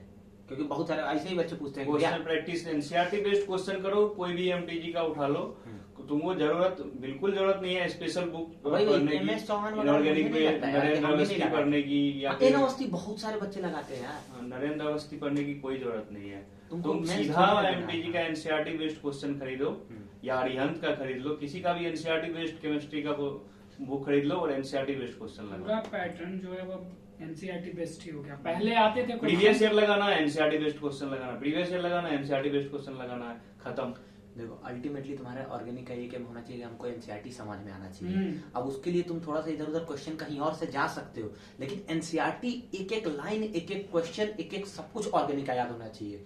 और ये तुमको बहुत हेल्प करेगा क्योंकि हम रटे थे एनसीईआरटी, NCERT ऑर्गेनिक का एनसीईआरटी हमारा एक-एक रट reaction- गए थे, रट गए थे। कोशिश पेज तक करो- याद था कि हाँ। कौन सा कहाँ लिखा है। हाँ। कोशिश कर समझने का है। ऑर्गेनिक थोड़ा सा समझने का है, वैसा नहीं कि इनऑर्गेनिक जैसा नहीं है कि तुम एकदम बीच का कोई इधर ना है ना आए हैं ना दाएं हैं, होता है ऑर्गेनिक में फिजिकल आता तो है। फिजिक्स है। हाँ, Physical फिजिकल तो- फिजिक्स है, तो उसको Physical समझना करना ही है। पड़ेगा। अब बात करते हैं यहाँ पे सबसे बड़ा बात, जो सबसे बड़ा क्वेश्चन होता है कि फिजिक्स कैसे पढ़ें, कहाँ से पढ़ें, क्योंकि सब इनसिक्योर है फिजिक्स में, क्योंकि फिजिक्स किसी का वीक नहीं होता। अगर पहले से फिजिक्स किसी का स्ट्रांग नहीं होता कभी तो वो चीज फिजिक्स कैसे करें देवरत, तुम ही से शुरू करते हैं, और कहाँ से करें, कौन कौन सी किताबें करें? टारगेट तुम्हारा ये होना चाहिए कि क्योंकि यहाँ एनसीईआरटी नहीं कर सकते हैं। हाँ। यहाँ पे NCERT यहाँ एनसीईआरटी नहीं कर, टारगेट तुम्हारा ये होना चाहिए कि जो भी चैप्टर तुम पढ़ रहे हो, हाँ। अगर तुम मोशन इन वन डे पढ़ रहे हो या फिर तुम प्रोजेक्टाइल पढ़ रहे हो, तो हर चैप्टर से तुमको 100 से 200 क्वेश्चन प्रैक्टिस करना है। अगर तुम 5 से 10 क्वेश्चन प्रैक्टिस किए, क्लास में टीचर नोट्स करवाया 10 से 15 क्वेश्चन, चैप्टर खत्म करा दिया, अगले चैप्टर में चला गया और उसी 15 को तुम पढ़ के आगे बढ़ गए, तो नहीं होगा, सिंपल है। फिजिक्स होगा ही नहीं फिर तुमसे। तो तुमको क्या चाहिए कि एक फॉर्मूला पे लर्निंग फेज पे 5-5 क्वेश्चन करना होता है, एक फॉर्मूला पे 10-10 क्वेश्चन करना होता है। तो तुमको हर चैप्टर से 200 क्वेश्चन करना है। अब 200 क्वेश्चन लाओगे कहाँ से? मॉड्यूल में दिया हुआ है। समस्या तो ये है।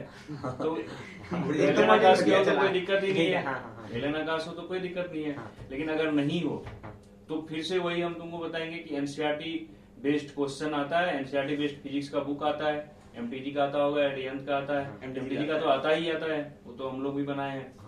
तो एनसीईआरटी बेस्ड क्वेश्चन है, उसमें हर चैप्टर से 100 तो क्वेश्चन रहते हैं भाई। तो 100 क्वेश्चन रहते हैं तो 100 क्वेश्चन करो और उसका सॉल्यूशन भी रहता है उसमें, ये और बेनिफिशियल है। यूएसएस बहुत लोग बोलते हैं कि उतना हाँ, यूनिवर्सल सेल्फ स्कोरर। हाँ। वो सेल्फ स्कोरर कभी नहीं होता भाई। बस। सबसे पहली बात तो Self वो नहीं होता। उसका नाम रख दिया है इररलेस और उसमें बहुत इतना है। इरर होता है, इतना इरर होता है कि बता नहीं सकते कितना उतना होता क्वेश्चन है। लगाने में किसी के पास टाइम होता है? उसमें 400-500 क्वेश्चन रहेगा और 75 नंबर का जो क्वेश्चन आता है वही क्वेश्चन 150 नंबर का रहता है। मतलब क्वेश्चन रिपीट करते हैं, एक ही चैप्टर में सेम ही क्वेश्चन रिपीट किए जा रहे हैं। तो ऐसा क्वेश्चन, ऐसा एक तो वहाँ एक्यूरेसी का प्रॉब्लम है, और दूसरा जब तुम सीख गए हो वो क्वेश्चन तो बार बार वही क्वेश्चन करने का कोई मतलब नहीं है। अगर आप पता चला, हम लोग क्या करते थे, 32 नंबर क्वेश्चन करते थे, बहुत मेहनत से बनाया उस क्वेश्चन को, देखे कि 63 नंबर क्वेश्चन फिर से वही है, अरे इसका तो आंसर ये होगा। अब क्वेश्चन बनाए बिना आंसर टिक करके आगे बढ़ रहे हैं, बायो थोड़ी है भाई, फिजिक्स बना रहे हैं। तो ये काम करना पड़ता है यूएसएस में। वो नहीं करना है, यूएसएस नहीं करना है। हाँ, तो ये चीज और है कि और क्या कर सकते हैं कि जैसे फिजिक्स में ये रहता है, चूल रहता है कि अगर कोई चीज जैसे कि शुरुआत का मोशन इलस्ट्रेट लाइन मान लो हमको आ गया, तो बहुत लोग होता है कि वो सर का नोट्स पढ़ लिए, बुक लगा लिए, चाहे मॉड्यूल लगा लिए, अब कौन सा बुक मान लो कि जैसे तुम लोग बता रहे हो कि कोई अरिहंत है एमटीजी का कोई एक बुक उठा लिए, उसके अलावा भी कई बार क्या होता है शुरुआत में टाइम बच जाता है, बहुत चुल काटता है ऐसे कि और क्या कर ले भैया, और क्या कर ले, बहुत लोग पूछते रहते हैं। और यही पे यूट्यूब पे करीब लाखों वीडियो पड़ा है। आज अगर तुम्हारा सिलेबस शुरू हुआ है हाँ। तो फर्स्ट के 1-2 महीना तुमको बहुत टाइम रहेगा फिजिक्स बनाने के लिए। मस्ती मारनी। अब 2-3 महीना के बाद तुमको वही फिजिक्स के लिए टाइम नहीं मिलेगा। तो आज जिस फिजिक्स के लिए तुमको बहुत टाइम मिल रहा है, तो तुमको अगर अभी टाइम मिल रहा है तो तुम या तो आगे का पढ़ लो, फिजिक्स का ही पढ़ना है, फिजिक्स ही पढ़ने में ज्यादा मजा आ रहा है तुमको, तो फिजिक्स आगे का पढ़ लो, या फिर तुम बायो और केमिस्ट्री पे टाइम दे दो। तुमको तुम्हारा फिजिक्स अगर 2-3 जगह से हो गया है, जितना रिक्वायरमेंट था हो गया है, तो तुमको फिजिक्स करने की जरूरत नहीं है, तुम केमिस्ट्री बायो में टाइम दे दो। सिंपल है। और कुछ जो फिजिक्स के लिए क्या स्पेशल टिप्स दे सकते हो कि कौन सी किताब या क्या करना चाहिए फिजिक्स के लिए? बहुत सारे बच्चे पूछते रहते हैं। अरे किताब में तो क्या तो एलन स्टोर वाले के लिए तो हो गया। अब जो आउटसाइडर्स हैं उनके लिए क्या है, तो उनके लिए तो सबसे पहले कोई ना कोई टीचर से तो पढ़ा ही होगा, तो उसका नोट्स इंपॉर्टेंट है। वो नोट्स जो तुम्हारे पास है, उसके साथ अब क्वेश्चन बैंक बनाने के लिए क्या है, तो क्वेश्चन बैंक बनाने के लिए स्पेशली एनसीईआरटी बेस्ट लोग बोलते हैं बैंक्स, हम तो बेस्ट बोलेंगे कि तुम्हारा जो प्रीवियस ईयर क्वेश्चन है, ठीक है, तुम शुरू करो 2000 से, हम ये नहीं, ठीक है 2006 से ही शुरू करो, 2006 से लेके 2020 तक ये जितने भी है उनका लेवल देखोगे, क्या उनका लेवल है, क्वेश्चन का क्या लेवल। अब तुम उठा लोगे एचसी वर्मा और तुम उठा लोगे वो इरोडो, जो कि अब तो खत्म ही मेरे साथ ही पढ़ता था, इरोडो उठा के नहीं यूरोडो तो तुम जिस मास्टर से पढ़ते होगे उसको भी नहीं आता होगा। ठीक है, तो ये सब नहीं करना है। जो भोपाल बनाने के लिए पढ़ लेते हैं कि अरे यूरोडो का क्वेश्चन लगा रहा है, तो यूरोडोक तो मास्टर भी सॉल्यूशन रखता होगा ना भाई, उसका सॉल्यूशन रखता होगा डाउनलोड करके।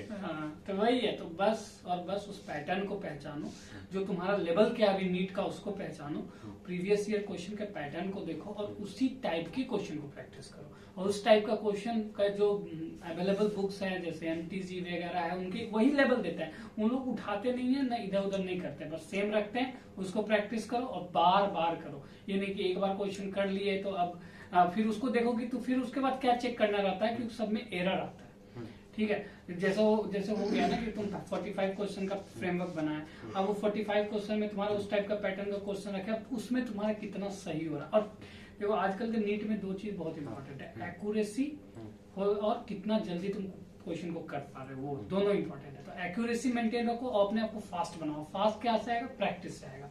ठीक है, ये नहीं कि ये क्वेश्चन को बना ले तो फिर उसको बना ही नहीं कभी, फिर पता चला वो नीट में क्वेश्चन आ गया ना तो तुमसे ज्यादा समय वो ले लेगा। ठीक है, बोलोगे लेंदी पेपर, बोलेगा कि लेंदी पेपर आ गया।